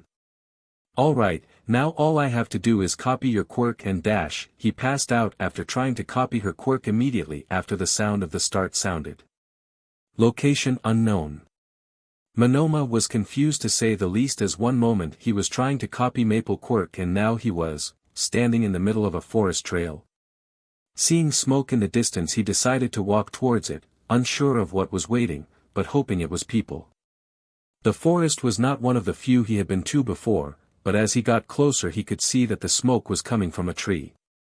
A tree with windows, doors, and a balcony. Also the tree looked rather old, healthy but nonetheless old-looking. Running by were for some reason a wide variety of strange-looking bugs, a herd of odd-looking cows, and a group of undead ghosts that resembled wraiths from legends. Seeing there was no point in just standing around doing nothing, he made the decision to move to open the door standing before him. But as he was about to open it, he heard a gentle feminine voice that soothed him with every word, making him feel safer. It said, "One moment, child," before he heard footsteps and a soft pair of feathery wings flapping. When the door was opened, however, he could not see inside as it was pitch black. Taking a step forward, an invisible force pulled his body in, closing the door. Giggling heard from behind him, he turned to see what could only be described as an angel. She then made her way past him to the others there. Sitting at the round table made from the ring of a tree was a 4-armed demon with curly horns, pale skin, and a snake tail hissing at him. The chair seeming to be made of ivory with runes carved into it, silver outlining it in curvy yet jagged pieces. Beside them, but for some reason their chair was fading in and out, was what looked like a humanoid-shaped robot covered head to toe in rust. The chair looking like it was made out of gears and scrap metal, a generator attached to the back of it with big plugs connecting it to the humanoid robot. Behind them was the angel as previously mentioned, with her blue eyes and golden blonde hair. A half-rotted hydra whose breath was clearly toxic just by looking at it. A ladybug letting off small explosions, its size was that of a small dog, which looked disturbing. The turtle was normal size, till it grew to the size of a truck. Fortunately for his heart, the sheep remained normal, until it suddenly grew 10 times the amount of wool it had on it. Finally was a distinguished old man that looked like a oni, who was holding a sake bottle, clearly drunk. "Now then, boy, we need to have a talk," the demon said in a low voice, sending a chill down his spine with little effort. The sight of him tapping his clawed finger tips together as he leaned back with his arms resting on the table did not help the young blonde at all. So alright folks, that's all for today. Stay tuned for part 5. Do subscribe, like and share for more such videos. Also check out the story and author Kuji17 on FANFICTIONnet. Press the bell icon to be notified first on release. See you in the next video. Till then, goodbye.